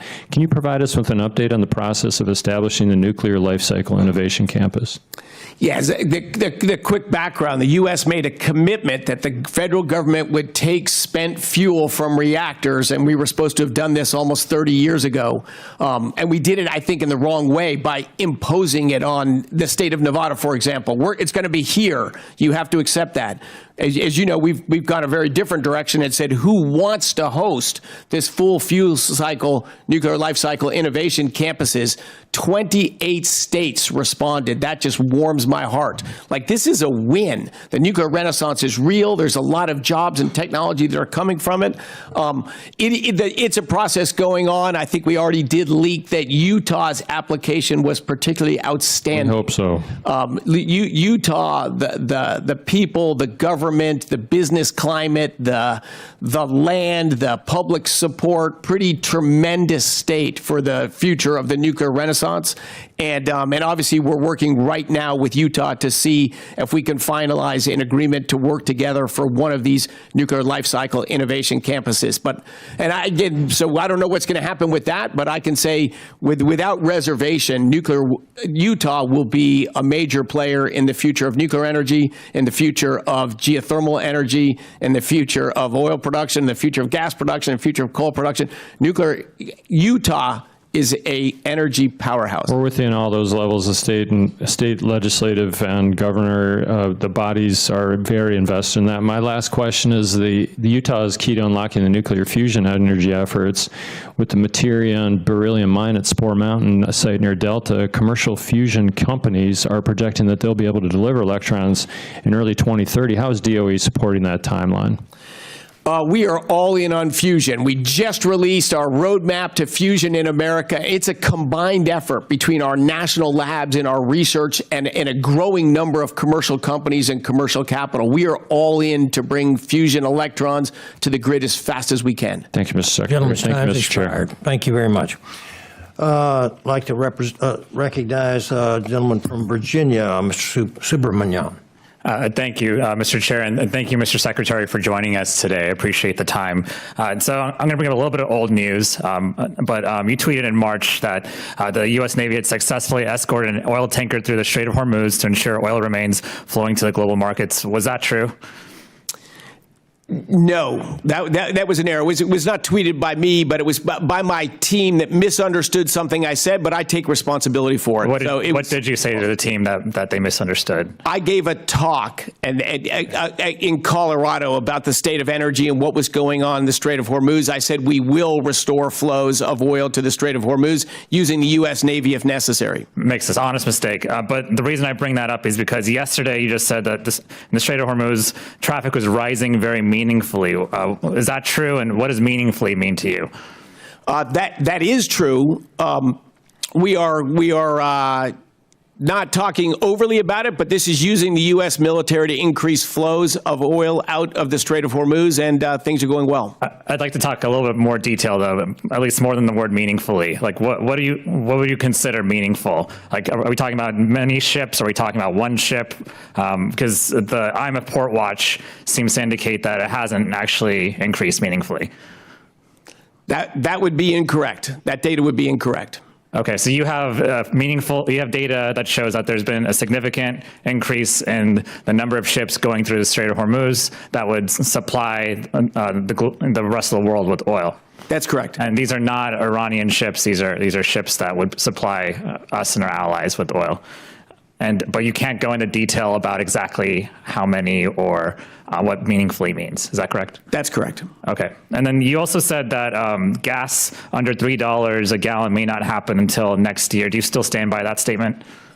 I shouldn't be in the business of making energy price predictions or predictions of any prices in the future. But the Strait of Hormuz will reopen, and energy flows will grow, and prices will come down. Right. I guess, but a lot of people want to know when that's going to happen, right? And I think you said it yourself that under $3 would probably happen next year, not this year. And so I just again want to know what you think. Do you still stand by a statement like that? Again, not going to engage in those predictions. I will say the policies of this administration, on balance, are going to drive the price of energy down, and the previous administration, their policies, on balance, drove the prices of energy up. So we're at least we have the forces aligned to push energy down. The only offset to that is we decided it was completely unacceptable for this Iranian regime to have a nuclear weapon, and that to achieve that mission has caused short-term disruption. So would you agree that to get gas under $3, we need to end the Iran war? We need to get the flow of oil fully restored through the Strait of Hormuz. So yes, yes, you would agree that the end of the Iran war would be. What you need is fully to have flows, uninhibited, not meaningfully inhibited flows of energy from the Strait of Hormuz. That is a necessary condition. Okay, I'm going to move on to a different topic. So you also said that data centers lower utility bills, not raise them. Do you still stand by that statement? Yes, on balance, they are the biggest force we have right now to stop the rise of electricity prices and ultimately to drive them down. Yes. What if I told you that I represent more data centers than any other member of Congress, and data centers have actually doubled our energy costs? What would you think of that? I would, they've been developing data centers in your area for a long time. So, but were data centers the driver of a doubling in the real cost of energy? Yes. I would say that I would say that's going to continue to actually increase our energy costs. I can show you my utility bill, anywhere from 25% to 200% increases in our utility bills only because of data centers. And so we're not taking into consideration other increases in data center and energy costs because of other things. The Trump administration has been in power for 16 months. The ratepayer protection pledge and all the deals we have done with data centers are going to put downward pressure on electricity prices. But isn't the ratepayer protection 5 years ago or 20 years ago? Isn't that voluntary, though? So they don't actually have to protect ratepayers unless they want to. Is that correct? They have it is not in law yet, but I've not seen any violations of the spirit of that agreement for data center development happening during this administration. I'll tell you why they went up is because they made us, the ratepayers, pay for the transmission infrastructure for those data centers. And so that's something that needs to be considered when you're talking about data centers. The last thing is, I agree with that. Do you agree that diesel generators are a solution to our electricity shortage? They are emergency solutions, and they saved hundreds of lives in the state of Florida at the end of January. Running the backup diesel generators, absolutely. When you need them, you should run them. They're very noisy, and they're very cause a lot of pollution, and people hate them in my district too. So I'll yield back. Thank you. Gentleman yields. Like to recognize a gentleman from Tennessee, Mr. Van Epps. Thank you, Mr. Chairman, and thank you, Secretary Wright, for your testimony. Under the Biden administration, American energy was crippled by green policies, ESG requirements, and progressive special interest groups. Coal, natural gas, and hydro-powered electricity plants were at risk of closure, tracking us toward a massive energy shortfall. This anti-growth mindset prevented us from harnessing America's abundance, leading to energy scarcity and rendering us dependent on foreign nations for energy. Under the Trump administration and Secretary Wright's leadership, we have reversed course. The DOE has taken decisive action to initiate an American nuclear renaissance. We are reshoring American-made supply chains for critical minerals, aligning energy policy with U.S. national security, and reducing U.S. dependence on foreign supply chains. Instead of shuffling taxpayer dollars toward unreliable intermittent energy projects, this administration is prioritizing the protection of our energy infrastructure as we face sustained cybersecurity threats from foreign adversaries like China and Iran. The President's FY27 budget request establishes these priorities and secures the golden era of energy dominance by ensuring access to abundant, reliable, and affordable energy. Secretary Wright, as you know, our critical infrastructure faces mounting threats, including our energy systems. According to a recent North American Electric Reliability Corporation report, power grid asset owners and operators have expressed growing concerns around unmanned aircraft systems attacks. Last year, the Nuclear Regulatory Commission noted that nuclear power plant security forces lack authority to interdict or shoot down drones. I introduced a bill yesterday to authorize critical infrastructure operators to detect, track, and neutralize unauthorized drones operating over protected sites. The bill gives the Secretary of Homeland Security, in consultation with the Secretary of Energy, the ability to determine which critical infrastructure facilities need these authorities. Secretary, what work is DOE's Office of Cybersecurity, Energy Security, and Emergency Response doing to protect energy systems from drone threats, and to what extent would providing commercial energy system operators authorization to neutralize unauthorized drone threats support DOE's ongoing work in this area? So, Representative, you raise a key issue. Drones are just massively expanding around the world for many applications, but as a threat to our energy infrastructure, absolutely true. Drones fly over our national labs. They fly over critical energy infrastructure. In fact, I was out in California at the returning on of a legacy oil field that California crazily, foolishly had stopped producing for 12 years. It's in federal waters. It's producing oil, and the processing facilities right on shore have drones flying overhead. So is that a real issue? Absolutely, it's a real issue. And we are working across the agency with the National Security Administration, with other Department of the Interior, about how do we address this threat what's the best way to respond to it. I love your engagement in it and your passionate knowledge about it. So we definitely want to work with you and across the agencies about, hey, the world's changed. How are we going to change our policies? How are we going to stop this growing threat? Right. Thank you, sir. I was glad to see that the DOE reorganization resulted in the creation of the Office of Critical Minerals and Energy Innovation, which you talked about a little bit earlier. Critical minerals and rare earths support key technologies such as EV batteries, semiconductors, and rare earth magnets. Secretary, can you expound on, you discussed this a little bit, but the ongoing work the Department's Office of Critical Minerals and Energy Innovation is doing to advance our domestic minerals processing capabilities, and what are the primary roadblocks to building back our domestic minerals processing capabilities? God, I mean, the roadblocks is over the last few decades, we've just exported so much of this expertise and equipment. We just haven't opened many mines in the U.S. in a long time. We have mining technology. The leading mining companies often are American. They mine all over the world. So we have the know-how, but we need to bring that supply chain, that equipment, and that trained personnel back into the United States to get these mines going. We do have existing mines, obviously, so a lot of our effort is you've got an existing coal mine, you've got a tailings pine there, it's got critical rare earths in it. How can we work with you to bring technology out of our labs to deploy, to harvest those rare earth elements right there in that existing mine? We're working with others to reopen existing mines. Critical as well as processing. You know, when we have one rare earth element mine in the United States for a long time out in California. It mines the ore and it sends it to China and they process it there. So we are working with that as well to develop the processing of that in the United States. Mine that ore here, process it here, turn it into magnets, fabrication and manufacturing here. We've got a lot of private sector partners in this as well. There's a lot of private capital flowing into this space, but it's because we are willing to make different decisions. We're willing to do the things like setting price floors that'll give businesses the economic incentive to reshore these industries to our country. Thank you, sir. Thank you for your leadership. Mr. Chairman, I yield back. Gentleman yields. I'd like to recognize the Representative Gillen from New York. Thank you, 5 Chairman. minutes. Yes, ma'am. Thank you, Secretary, for being here today. Secretary Wright, Nassau County residents in my district on the South Shore of Long Island are facing record costs, more than 32% above the national average. That includes rising energy costs. Long Islanders pay some of the highest electricity rates in the nation, and power costs have risen 20% since January. We should do everything possible to lower costs, and that includes supporting clean energy, tax credits, and embracing renewables. Secretary, I'd like to work together with an all-of-the-above approach to help reduce energy costs and make life more affordable for people on Long Island.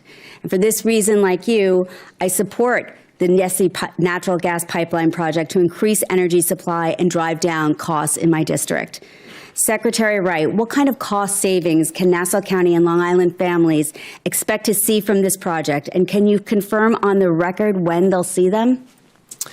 Well, the Nessie pipeline, last I heard, Representative Gillen, I think it will be ready not in time for this winter, but it will be ready for next winter, the winter of 27, 28. Number one, as you know, and look, I share your passion for driving down energy prices everywhere. It's so important. I can hear in your voice. That's fantastic. And I do want to work with you. Whatever the route to lower the electricity costs for people in Nassau County, they're going to have better lives. They're going to have more job opportunities, and they're going to do it. The Nessie pipeline's a big deal for sure, because as you know, when it gets cold, natural gas gets diverted just to home heating because that's the highest use, and it gets starved from the electricity plants, so they have to burn oil, which is much more expensive and much dirtier to burn. Let's have an abundant supply of natural gas, which is cheaper and cleaner. That'll help drive down electricity prices. And families in older just communities that were developed a long time ago, New York's been one of our original 13 colonies. If you convert home fuel oil heating in your homes in Nassau County to natural gas heating, and we can supply reliable natural gas to you, that's something like $1,500 a year savings. So very significant, dramatic cost reductions.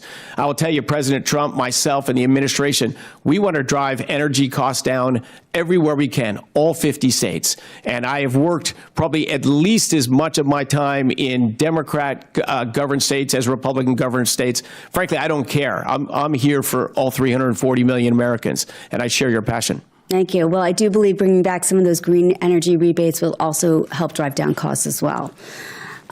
Secretary, as I mentioned, skyrocketing utility bills in my district, and a recent report in our local paper Newsday detailed how elderly, disabled, and low-income Long Islanders are struggling to pay their utility bills and having their power shut off. Mr. Chairman, I ask unanimous consent to submit the article from Newsday into the record. So ordered. So I think it's a mistake that the budget request proposes zeroing out funding for the Weatherization Assistance Program, which is a program that helps low-income households lower their energy costs and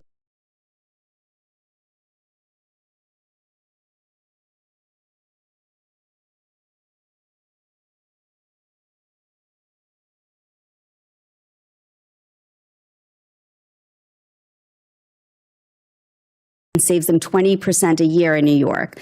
Secretary, how does the Department of Energy plan to bring down utility bills and help families save on household energy costs? Yes, again, lots of mechanisms. One of the things we're working on, you mentioned the Nessie pipeline. We're also very passionate about bringing the Constitution pipeline, another pipeline that would go into upstate New York and ultimately supply gas to New England. The largest source of electricity in New York by far is natural gas. And if you can bring more gas and cheaper gas, and as you probably also know, that the local oversight board in New York has rated the capacity as critical, meaning very close to blackouts, and which also limits job opportunities and growth in New York. So we want to bring more energy into New York. We want to see nuclear power get going in New York. I'd love to restart the Indian Point nuclear facility that was closed not too far from your district. That should come back on. If we can build the Constitution pipeline and add generating capacity to the state of New York, you can drive down energy prices. The last thing I'll say is there's a movement in New York and elsewhere to drive heating to electrify heating. You can't burn natural gas, you've got to electrify your heating. That electricity is coming from natural gas at a power plant. It's much more expensive to do heating electrically than it is straight combustion, particularly of low-cost natural gas. So if you can stand in the way or push back against electrifying heating, that will lower costs as well. Many ways to do it, and let's continue that dialogue. Thank you. I yield back. Gentlelady yields. I'd like to recognize Mr. Fong from California. Thank you, Mr. Secretary, for being here today. I'm encouraged by your work to strengthen America's scientific leadership, energy security, and technological competitiveness. I also want to thank you for coming to California last week to meet with our local leaders and energy producers. Your visit underscores the importance of ensuring America and California has reliable, affordable, domestically produced energy. And as you know, you started your career in Kern County. The Central Valley is over 70% of California's in-state oil and gas production. We are the energy production capital of California. Unfortunately, our state is facing a self-inflicted energy crisis. Bureaucracy has hampered new oil and gas permits. California has lost significant refining capacity, with additional refineries and critical pipeline infrastructure now at risk of closure. California once produced 40% of America's oil. Today, it produces 2% and imports 60% of its oil from overseas. During your visit, you clearly saw firsthand how state policies have discouraged domestic energy production while increasing reliance on imported foreign sources of oil, creating serious energy and national security concerns for our state that is home to 30 military installations and serves as our nation's gateway to the Pacific. Two questions. From DOE's perspective, what are the national security risks associated with increased reliance on imported oil with California's declining domestic production? And beyond your direct authorities, what coordination mechanisms are in place, or what could be strengthened between Department of Energy, Department of War, Department of Interior, and EPA to identify and accelerate opportunities to increase reliable energy production as well as oil and gas production in California? Thank you, Representative Fong. As a pro-energy and an energy knowledgeable representative in a state that's sort of lost its way in energy policy, you play a valuable role, a very valuable role in the United States' most populous state. Not only is California the most populous state, but we have more military installations in California than anywhere else. Something like 30 military installations, of course, served by great Californians that are there to defend our country. But yet the energy that comes to those military bases, as you said, over 60% of it is oil imported from overseas.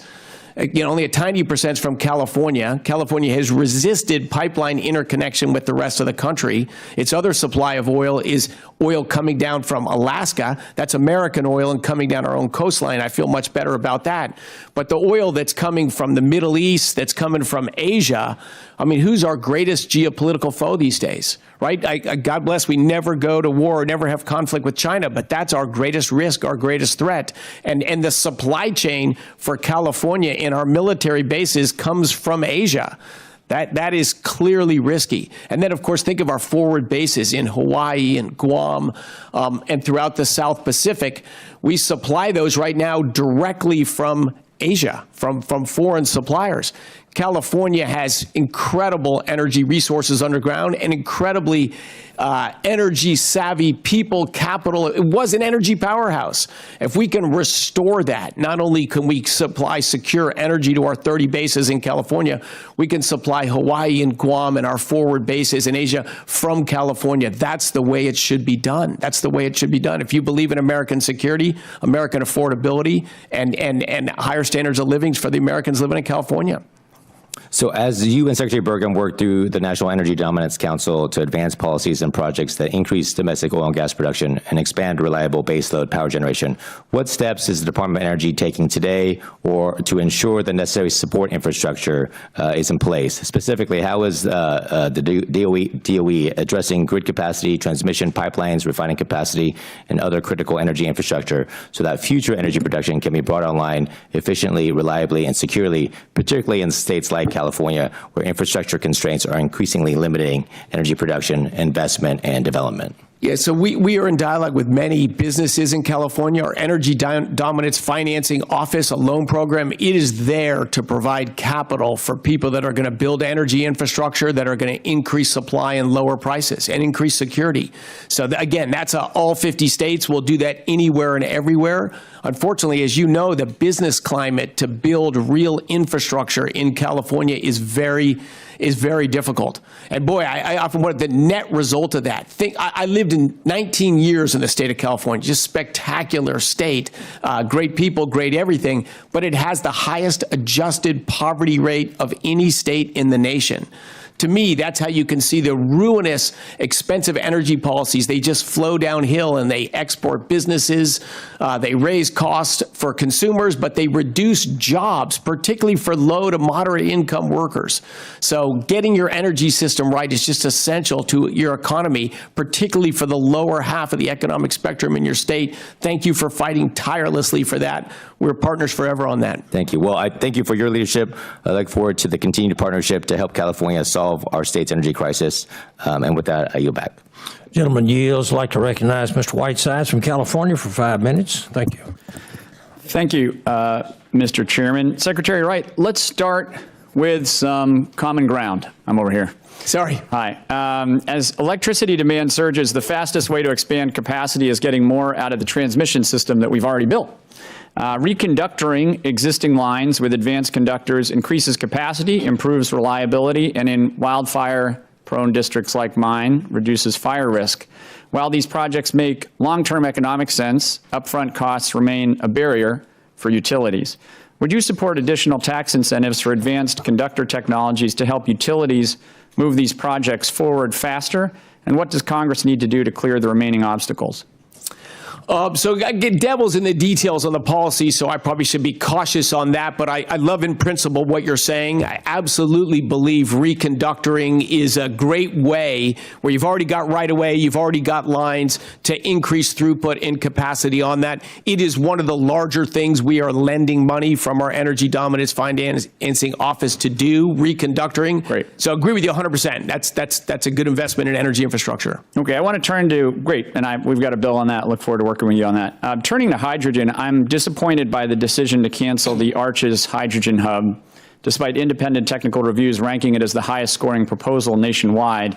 Walking away from hydrogen, I believe, has severe national security implications. China, Japan, Europe are all investing many tens of billions of dollars because they see hydrogen as a strategic industrial technology. In my politically diverse district, California's 27th, local leaders from both parties enthusiastically support hydrogen as one of the industries and fuel sources of the future. It's not unusual for new energy technologies to take investment at the front end to yield results at scale. For example, you're investing in early stage geothermal and new forms of nuclear, which I support. What could be done to make hydrogen an important part of our energy future? And does the administration support working with Congress to preserve a financeable pathway for electrolytic hydrogen production? So, look, as a career energy guy, I've been in and around the hydrogen space for some time. And one correction, so hydrogen isn't an energy source, it's a store of energy. It takes more energy to create hydrogen that is liberated when you use hydrogen. So it's essentially, it's a bigger battery. Okay, you got 30 seconds for your answer, so just like whatever the highlight is the key part for me. So the problem of hydrogen hubs in California is expensive electricity to go into them. The proposal was to use renewable electricity on the grid to create Which hydrogen. is the cheapest form of energy now, technically. Sunshine, daylight sunshine is the cheapest form of energy available to humans, a word that you like using a lot today. And that is an incontrovertible fact, Mr. Secretary. Is it a fact? It is true. It is not a fact. The truth is that the cheapest form on a per unit basis right now is daytime solar. Is that not true? It depends how you do it. No, it doesn't depend. But it is true. It is not. The utilization is too low for it. You can't deploy capital and only have 24% utilization. You are amazingly misleading the American public. The cheapest form of energy right now is daytime solar on a per unit basis. It all depends how you measure no, it. It does not depend. In any rational way to measure it, the answer is no. Mr. Secretary, let's look at the structural reality of the current conflict in Iran. And I'm really disappointed with your answer because that is not true. And I depend on you for facts, and you are a factual person. You have to define the question. It's my time. It is the war in Iran has achieved two devastating own goals against American interests. Number one, it's weaponized global energy prices against American citizens, driving up inflation to 4.2% as of this morning and costing Americans somewhere between $50 and $150 billion. But second, equally important, it's handed China a strategic advantage. This crisis has proved China can aggressively reduce its reliance on foreign petroleum, cutting imports by 3 to 4 million barrels a day. Here's the point I want to make. If our strategy traps us in the energy system of the last century, while it accelerates our competitors' transition to the energy system of the future, then we are making a grand strategic error, which the American public and our children will rightly condemn. With that, I yield back. Gentleman yields. I'd like to recognize the gentleman from Florida, Mr. Herodopoulos. Thank you. Thank you, Mr. Chairman, and thank you, Mr. Secretary, for being here today. And I'm always interested in the politics of this place. Playing politics with energy is never the smart thing to do, because as we recall during the Biden years, they actually took 40% of our strategic oil reserves in an attempt to lower prices because their policies were failing. And I'll just remind people of some of the failed policies. LNG delay, Keystone Pipeline destroyed. They were against fracking until they were trying to win Pennsylvania. Oil leases delayed. And the great news is that with your leadership, we're actually expanding our potential energy footprint so that we have more supply, because the way you reduce prices is actually increase supply. And the semantics that are being played today are typical Washington, D.C. games. And it's frustrating because our goal is to reduce the cost of energy. And as you know, throughout 2025, gas prices were coming down. That was the good news. The only reason they're up right now is because we have a global threat where a group of crazy people are willing to kill their own citizens to show you how crazy they are and have no respect whatsoever for freedom of the seas. And so, again, the politics are vast. But let me just say this. As a Floridian, we know how important reliable energy is, especially during hurricanes, let alone tropical storms. So when severe weather hits, we want to make sure the electricity actually comes on and it's reliable. So with that, what is the Department of Energy doing to ensure that we have dependable 24/7, not just daylight energy generation and sources like natural gas and nuclear to keep up with demands on the energy grid? Yes, thank you, Representative Herodopoulos, for those intro remarks, which I agree with entirely. So one of the things, it started in the Obama administration and the Biden administration. They made it very hard raising capital and because of rules from their EPA to build reliable, dispatchable energy sources. Not impossible, but very hard. Florida, I will say, is a state that led the way. Florida and California had similar electricity prices 15 years ago. Today, California's electricity prices are more than twice as high as Florida's electricity prices. And another fact people don't know, Florida produces 20% more electricity than California does. Just common sense. Okay, Florida gets 75% of its electricity from natural gas. If you're going to build from scratch today, that is by far the cheapest way to build dispatchable, affordable electricity. Florida also has nuclear power, also has solar power, which can play a role. I worked in solar technology. I'm not anti-solar. I'm just pro-math. And so Florida in general has done pretty good math and on a relative basis. But of course, it's had recent price rises that we want to stop and reverse. I think to your point, I mean, what we have taken is not one, it's all in energy solutions work. And depending, of course, what part of the country. Second, of course, I represent Kennedy Space Center. Congressman Whitesides and I actually worked a lot together on space issues. And that said, what are the most important projects underway currently with DOE and NASA so we can strengthen our position as we have this significant challenge from the Chinese? Yes, I think the projects with NASA are exciting. This effort to, go to the moon, ultimately build a base on the moon, and we are working with NASA there for energy sources for that. Fuel for ultimately for reactors that'll be operating in space, and for americium to get short-term. I'm blanking on the term of these sort of nuclear batteries before we go to reactors.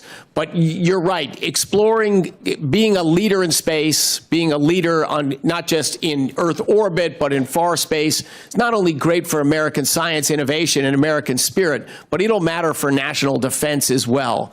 NASA is, like our national labs, is a national treasure. And getting NASA as a partner now with private business to drive space forward, I think will bring huge benefits, not just to Florida, but to our country. Well, I couldn't agree with you more, Mr. Secretary, and I appreciate your candor and your willingness to work with us so we win this new space race. And of course, some of the new technologies you speak of right now are going to be things that power us on the moon, and we'll be there in just a few short years.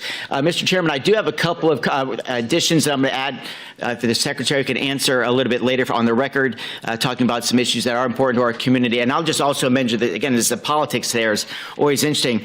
I brought up on our last meeting, Mr. Chairman, $27 billion to the, quote, Greenhouse Gas Reduction Fund. And if you look through who got the money, that's a pretty political situation. I hope people can look more closely at that so we can get some of those dollars back to actually transform our grid in a positive way. And with that, Mr. Chairman, I yield back. Thank you very much. Gentleman yields. I'd like to recognize Mr. Menifee from Texas. Thank you very much, Mr. Chairman, and thank you, Mr. Secretary, for being here today. I'm holding today an article from last year when you testified before the House Committee on Appropriations saying the DOE Secretary lied to Congress, House Dems allege. I know that you've accused multiple members of this committee of being untruthful, so I want to make sure today that we're dealing in facts when we have this conversation. Do you remember in 2025 making a statement saying you hear all the time in the news that tornadoes are getting worse and hurricanes are worse and floods and droughts and storms, they're more frequent and larger in magnitude, but that is simply untrue. Did you say that, Mr. Secretary? I'm sure I did. Okay, and so it's your argument that hurricanes and floods in this country and across the globe are not getting worse? That's correct. That's what the data shows. But study after study has shown that human-caused ocean warming has intensified all 11 Atlantic hurricanes in 2024. Climate change made Hurricane Milton hit as a Category 3 instead of a Category 2. I'm from Houston, Texas, and I can walk you through where we've had 500-year storm after storm after storm in the past 7 years. As the Secretary of Energy, you're telling me today that you don't believe that hurricanes and floods are getting worse in this country.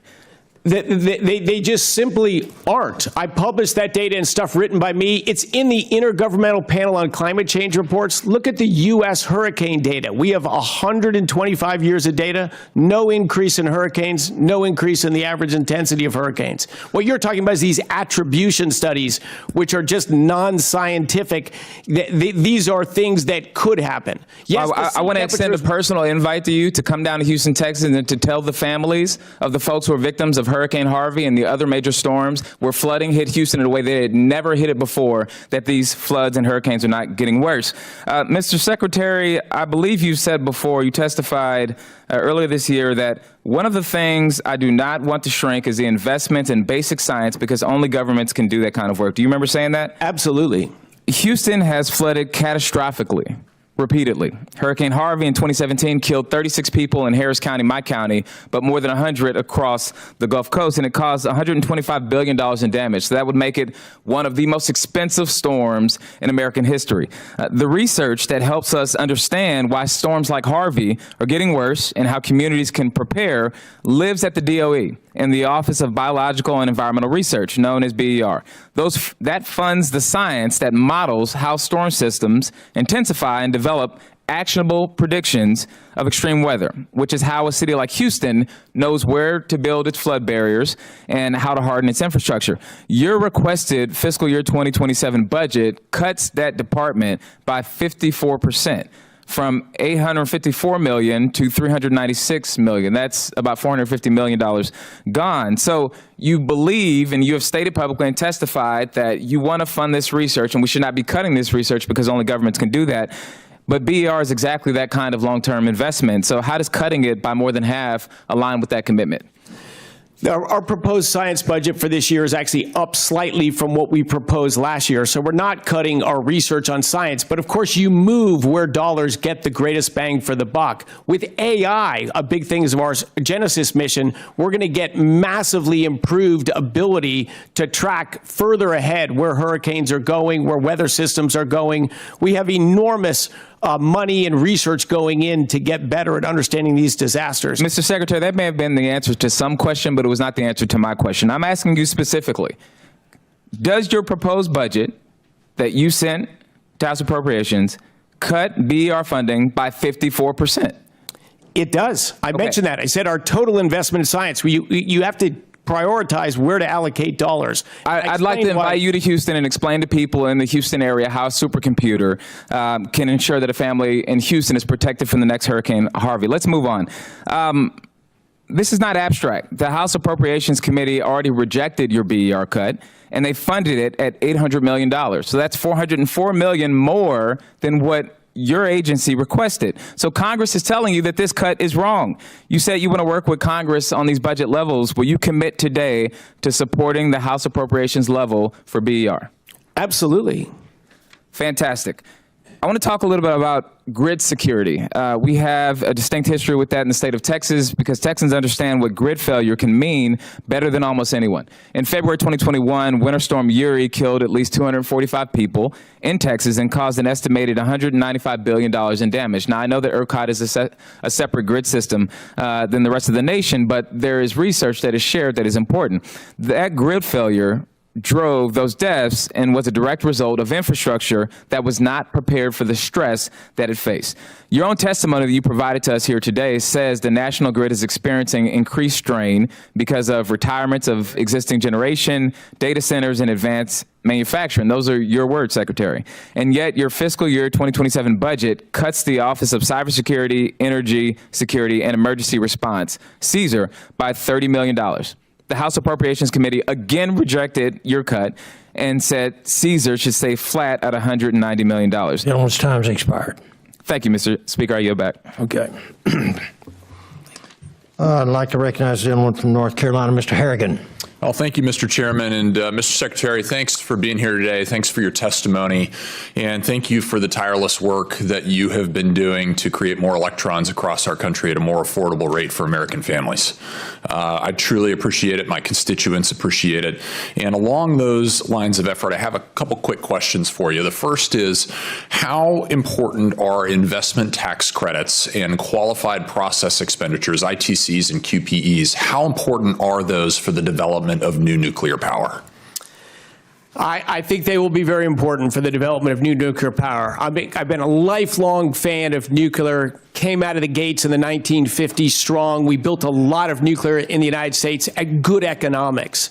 And then we just didn't build any reactors for several decades. The supply chain is atrophied. We've made it slow and expensive to build nuclear in the United States. Fundamentally, it should not be slow and expensive, but that's where we stand today. So as a guy who's a capitalist and doesn't like energy subsidies, I do think that these helpful things in the legislation to get the nuclear ball rolling again, I think they're important, and I think they'll be very helpful. And then you'll get a nuclear industry that'll run on itself. I don't believe it'll live on subsidies for 34 years like wind power has done.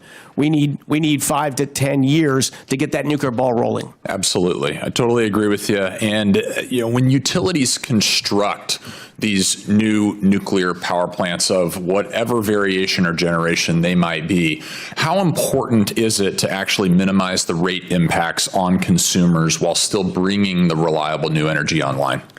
It's very important. And this is one of the, and I haven't talked too much about it, but data centers, the investments in them are helpful for a lot of reasons, scientific advancement and all that. They're also going to help us with nuclear, for example. The data center builders will sign long-term offtake agreements at prices that make the nuclear economic, even these early reactors that are built. They carry disproportionately that cost burden of that reactor. That extra power that'll come out of that reactor, which will last for 100 years, will benefit consumers and ratepayers everywhere. But it can be structured to do just what you achieved. I very much appreciate both of those answers, and I agree. I think both facets of that as it relates to nuclear power are absolutely critical. I mean, we have to do what we need to do on the financing side in order to bring affordable new nuclear power to ratepayers. It's absolutely mission critical for our country, the future of our market economy, the future of our nation's defense, and I'm very glad to hear you say that today. And just taking a moment of kind of personal explanation, this is exactly why I introduced the Nuclear Rate Stabilization Act. And it's bipartisan legislation that provides new nuclear projects with the same ITC normalization opt-out currently available to other types of projects like battery storage projects, and allows for the QPE credits to actually be sold and transferred to third parties. I think if you take all of these things together, we can lower the costs for consumers. And I think we can also encourage investment and accelerate the deployment of this next generation of nuclear reactors. We have received some very strong support from utilities on this bill, certainly developers and other energy stakeholders who recognize the need for new nuclear in the next market economy. But my final question to you is this: would enactment of the Nuclear Rate Stabilization Act with the characteristics that we've described today, would that help you and the Department of Energy achieve its goal of ushering in a new era of American nuclear dominance? Look, from my understanding, yes. We